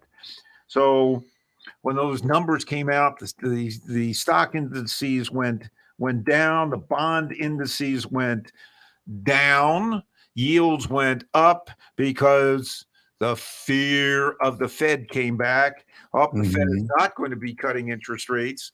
They're going to be forced to raise interest rates or continue. And this is my feeling with the Fed. Is the Fed is going to continue with their talk of higher for longer, a lot of jawboning. I don't believe that the Fed is going to be cutting interest rates as soon as many believe. I think they're going to want to maintain a tighter policy longer, even as inflation kind of levels off. And in some cases, I've seen the PCE indicator, which is a favorite Fed measure, over the last 6 months is below the Fed's 2% inflation target. But with this jobs number being a little hotter, oh my goodness, we're going to have wage growth, which is inflationary, horror upon horrors. That's bad for the Fed. And I look and say, are you serious? Are you clowns that dim-witted? If just a few years ago, if the jobs number was 216,000, the stock market would be down because that wasn't enough jobs being created. And if the unemployment rate was at 3.7%, again, the market would be down because unemployment should be lower. More people should be working. Crazy. I mean, that to me is just crazy. Craziness. To me, the more people are working, the better it is. Now, one thing with the jobs number, a good chunk of those jobs that were created were government jobs, aka useless jobs. That's nice. That, not me. But they were government government jobs. Manufacturing jobs were down. There is a concern that wages are up, but wages have not been keeping pace with inflation. And I would say, of course, wages are up. Do you clowns on Wall Street or Main Street or, that are looking at these numbers not pay attention to the newspapers and see the number of unions that have been winning in pay increases?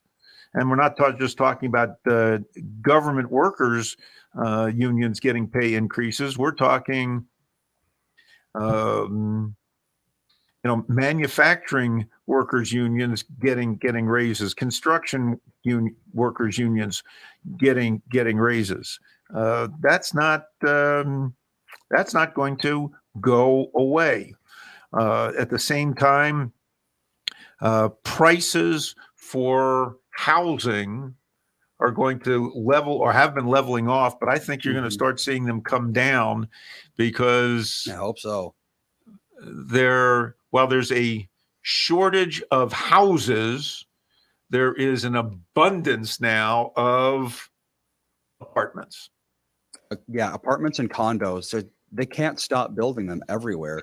Everywhere you look, they're building another 100-unit apartment complex. Yeah, true. Insane. That is true. Certain areas of the country definitely need them, but other areas, and I'm not so sure that the Minneapolis, St. Paul metropolitan area needs that many more apartment units. Well, that's exactly what happened back in the mid-2000s. They would just build and build and build apartments absolutely everywhere. And then all of a sudden it all dried up and a lot of people lost a lot of money. But hey, we had apartments for $400 a month. Investors lost money. Banks lost money. But overbuilding is a very bad thing. Renters got a great deal. Yes, they did. And if mortgage equivalent rents start coming down, that's not inflationary. That's actually disinflationary. And that is going to add later this year, we'll say, add to relieve inflation pressures. Yeah, which is sorely needed. And no question, that's going to do it for another week. One last thing. Just Last in terms point? of the economy, Last thing. factory orders are up. Factory orders are up. There's a positive for the economy. What do you mean, like building new factories and? No, factories are building. They become products, more. yeah. There's demand for the products that are being made, and there's now a push. And this is, we'll say, this is government money at work. This is from the CHIPS Act, so that's not all these good homemade potato chips that I like to eat. These are semiconductor chips, and there are a number of new manufacturing plants that are going to be built here in the United States. It'll take a few years till those get online, but that's going to be a big positive. But that will provide some high income jobs for people who are training in that field. But that's still a few years away. Mm-hmm. All right. We'll talk to you next Friday. We will talk to you next Friday or before. Thanks a lot. That'll do it. Talk to you later.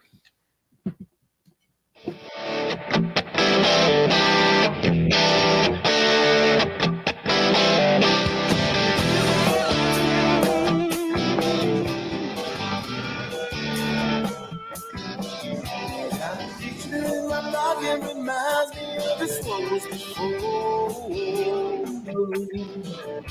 Every time I hear the same, reminds me how you talk.